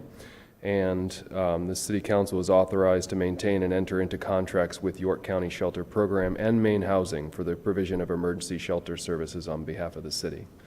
So that's in reference to what Steve is discussing, the current negotiations with the county and also Maine Housing for the provision of shelter services. And then with regard to equity, I wanted to point out section 15511, the licensing application requirements for shelters, and that would be subsection 3, a funding plan. So when a license application comes in for a shelter, they will have to describe how that shelter will be funded. And then where public money is proposed, a letter from the funding agency must be submitted that evaluates the capacity of existing state and county funded and operated shelter facilities. So in this case, we'd be talking about state facilities and the county facility at 39 beds, and document the funding agency's plan for how the proposed location will address disparities and equitably provide homeless services at a statewide, regional, and county level. So with this, we're expecting that the state step up and the county step up in supporting Sanford's efforts in serving its population, and specifically the provision of homelessness services and shelter services. I don't think I need to go through the specifics of everything in here. This has been in the City Council's agenda over the weekend. We did review it this morning as well. We found a couple typos and some slight changes to definitions, but nothing substantial. So I can end it in my presentation there, and I'm open to questions or like to proceed. Thank you. Does anyone have any questions? Well, Madam Mayor, I want to make a motion to discuss, if I could. Okay. I'll second that. And all those in favor? Thank you. No, I'm not set. Oh, no, they had a question. I didn't have a question. Sorry. I was actually going to make a motion to approve it, but. Okay. Any Is questions? that where we're at, or what? Well, I had some discussion points. Okay, go ahead. And I apologize because I was at this morning's subcommittee meeting, but since that time have continued to review the ordinance. And there's a couple things. One, and you just said, Ian, again this evening, or you said that existing shelters won't have to seek licensure, but that was not my understanding this morning. I said that the existing ones in operation that are currently licensed, and they are licensed, Okay. won't have to submit a new application. And They're, so they're more licensed as something different currently, or what do they fall under then? Well, currently we license them as housing, so they're considered transitional housing. So the family shelters, they're very much similar to an apartment style, so that's how we've captured them. So they're staying under that? They're staying under that, but they will be, they are shelters. So they'll convert to this, They will. subject to this, and the time frame is not spelled out on when that would take place within the ordinance that I could find. Yep, so if a new application was to come in, all the requirements that are Sorry, in with here- existing family shelters. The existing family shelters are already licensed, so that would be an annual license, as with all licenses that we currently have, and that's... So they'd have to come into compliance with the new ordinance when they renew their next license? Is that what? Yes. Annie? Yes, Okay. but no public hearing. Correct. And no new application And what would the submission. time for? I forget what our license, It's January. January. Mm-hmm. Okay. So fairly quick turnaround for some organizations, perhaps. I mean, it's just something to think about. Well, the way I look at it, sadly, I mean, a lot of them are family shelters, right? I suspect, if they're operating, that a lot of this, a lot of this is the same as housing, what you have to, how you have to keep and maintain your property. And then there's the stuff about how you run it, and you have to have this sort of plan or that sort of plan for safety, for sanitation. I suspect they have all of that because they've been running a good shelter for quite a while. So I guess what I would like to see happen between now, if this moves forward this evening, between now and the 90-day, is that we confirm with our existing community shelters that that timeframe is doable. I just have concerns that it may not be, and I'd like to confirm that it is a reasonable timeframe. And if it's not, I'd like to see us discuss extension of that time for them in particular. Okay. In addition, So the conversation, so with regard to this, the application and the requirements and the standards, we talked about this a little bit this morning. I did speak with one shelter operator, and they're comfortable with the requirements that were in here. I'll be glad to reconfirm with them as well if this is adopted. And then secondly, these are really based on the main housing standards. So if they're receiving main housing money, then they're already meeting these standards anyways. no, I think it'd still be good to get input from them to make sure, Absolutely. because they're doing such a service in our community.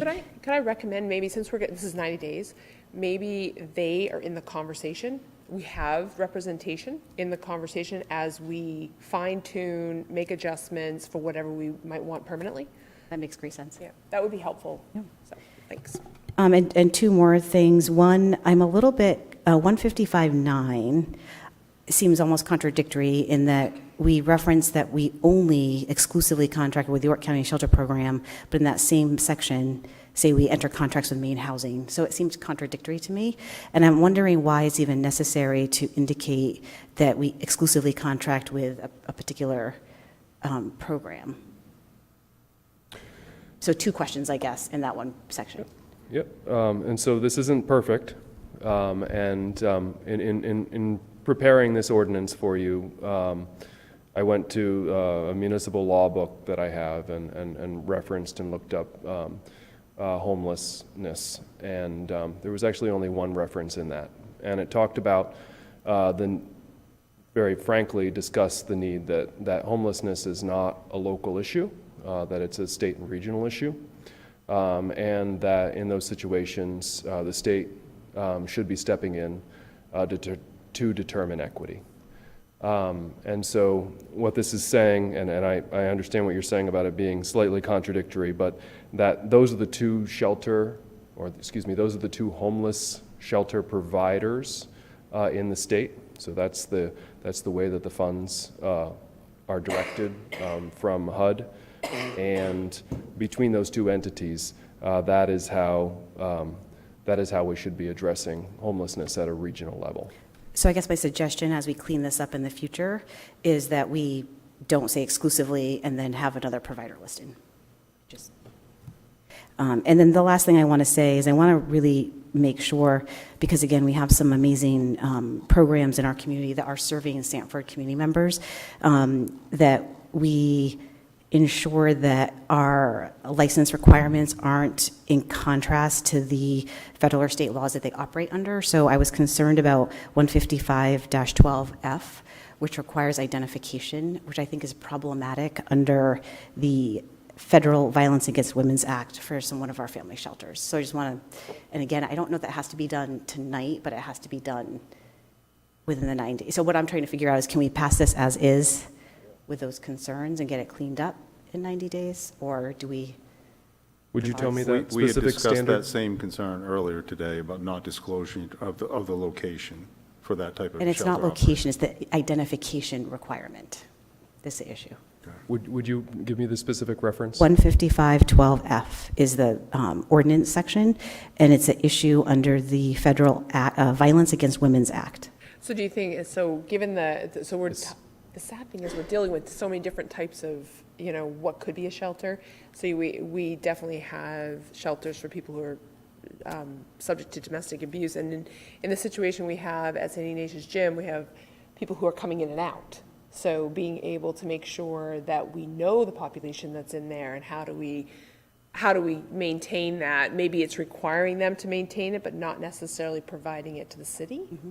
Or it's a matter of. But do we need something that says except for domestic violence facilities? That's where I was thinking. So what was intended by this? And this was based on both what was in South Portland. They go on to different processes regarding the Hearth Act, but that section is saying, as I read it or intended to write it, was a description of the proposed intake and existing procedures, including documentation of identification. So it doesn't say that you will provide identification. It says, what are your procedures for how you will handle intake and identification. So it could be done, if I was to conceive it, right, I was looking at this through the lens of, say, a domestic violence shelter, that you have a process for how you will document someone's identification. It doesn't mean that you will provide that. So we could clarify that a little bit. We can. Nate? I was just going to suggest maybe some sort of phrasing that says notwithstanding any established state, federal law, like some sort of language in there that way we don't have to specify which ones in particular, but something like a domestic violence shelter would be roped into a state or federal law. Okay. Okay. Thank you. Any other comments? Jonathan? It's just a point of clarification. So the vote is to move this forward with some more work that's going to happen before it's implemented. In the 90 days, we're going to work out all the kinks of it, and then we would present the finished document. We'll have another final vote. Yes. The mayor mentioned this morning, this would probably be worked in public safety. Because it has, so, you know, you add in someone who does do shelter work here in our community to help with any of the Yeah, I nuances that think we're that would looking be for. You fair. already have the homeless police element in there. And actually, your new officer this morning asked to be involved, so Yeah. that should work out. Okay, thank you. Okay? It would require as well a public hearing to be adopted in 2 readings. Yeah. All right, so there's a long process ahead of us to do this. Yes, Steve. If I could again comment on the strong emphasis of the intent here is, you know, we did not have shelters identified. We don't have anywhere near enough capacity. So again, we want to ensure that by putting this definition in here and having the provisions for them to be here, we avoid some of the issues that we had before, where lodging was used as shelters and the inverse as well. That's been one of the largest difficulties that we've dealt with. And in assisting and standing up the temporary emergency private shelter that we have right now, you learn all of these things as far as the intake and the identification and everything that it takes to run these.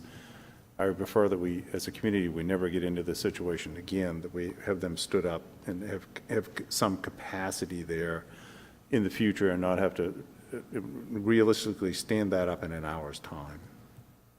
Excellent. The St. Ignatius Gym was stood up in an hour's time. Yeah. I just, you know, lessons learned. Let's just not be in that Ann? scenario again. No, and in follow-up to Steve, your comment, I think the piece that we haven't said, right, is that we also are wanting to ensure the safety, like all of our housing work that we do with the land bank and our ordinances, the intent is to make sure that their safety, life safety is being met for folks that are in this situation because they're of value to us, just like anybody that rents in our community. And so it's driven from also a place of wanting to ensure safety and that we don't have unsafe shelters occurring throughout the community. And I think the other lesson learned is that, I don't know if I want to say it, we as a community or we as York County, we haven't asked strongly enough for equity as far as funding consideration for shelter services. So that's where I'm at right now. That's the thrust on Thursday. We're going to start that ask. Does this ordinance somehow make that ask stronger, Steve? It does from my perspective, because I don't want to be perceived as a community that's shuttering or running from shelter or shelter services and such under that. I think this strengthens our position in asking for the funding and asking for capacity, because we don't have the funding or the capacity currently. This is the first step in that direction, and it strengthens our conversation with Greg Payne on Thursday. Thank you. Ann? I'd like to make a motion to approve the emergency ordinance. Thank you. Second? Pete? I second. Thank you. All those in favor? All right. Have fun at public safety. And now we want council member comments, and I'm going to go first this time because Greg Anderson, would you like to come up to the mic? I've got a question to ask you. Oh, this is a good. See balls.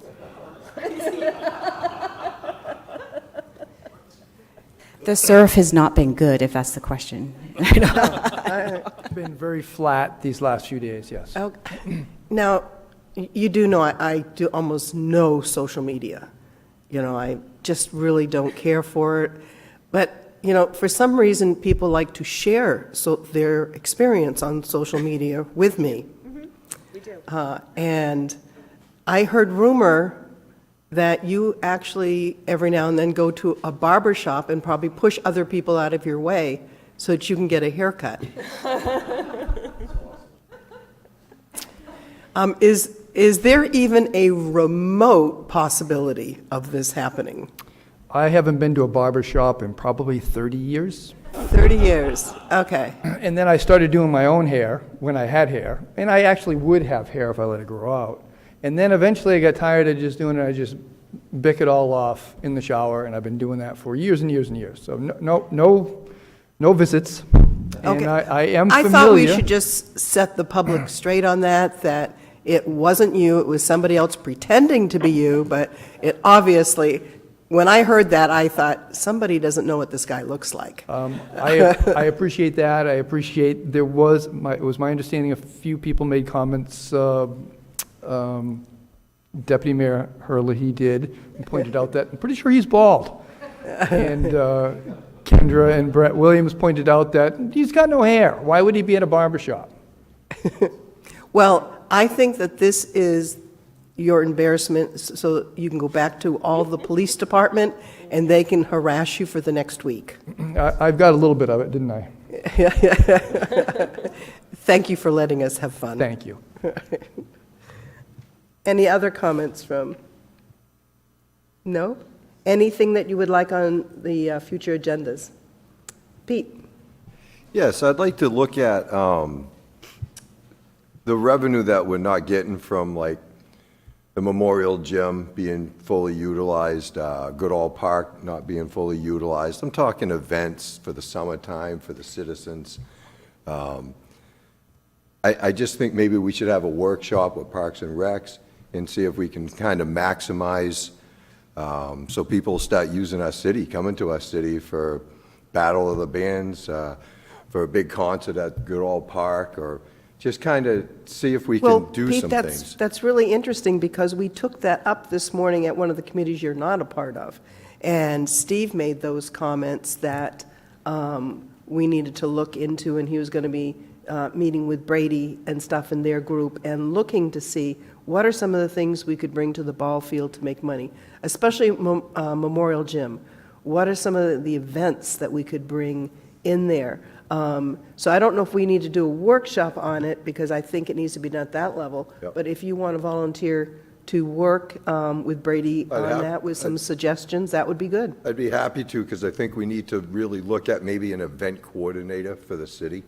We have Goins Park, the 2 gazebos, we have Goodall Park, we now have the Memorial Gym that we owe it to the taxpayers to see if we can get revenue to help out on that other end.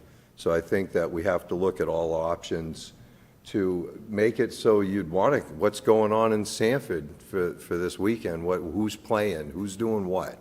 I know Nassau and the school with their arts are doing amazing programs, but I think we should continue this. Sanford should be a focal point in York County to come to, and I think that would help. And Steve, any suggestions on the best way for Pete to participate in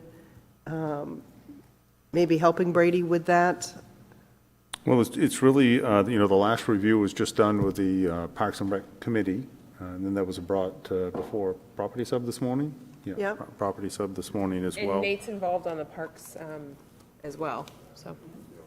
But, I think after that discussion at the subcommittee this morning, it really was identifying that balance between the community assets serving the community, especially for the youth sports programs and the community members and such into that, and not having to charge or overcharge them for participating in their community facilities. And then the balance is, and I think this is where you're going, Councilor Trish-Martin, is what other paying events, though, can we bring in to bolster that revenue that offsets the tax burden for the community-held assets and the community use? So I think that's kind of where we left off this morning. Yep.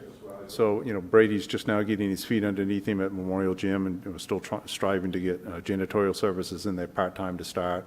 Likely it's going to have to go to full-time in the future as you bring in more of those events and have more of a need, so, yeah.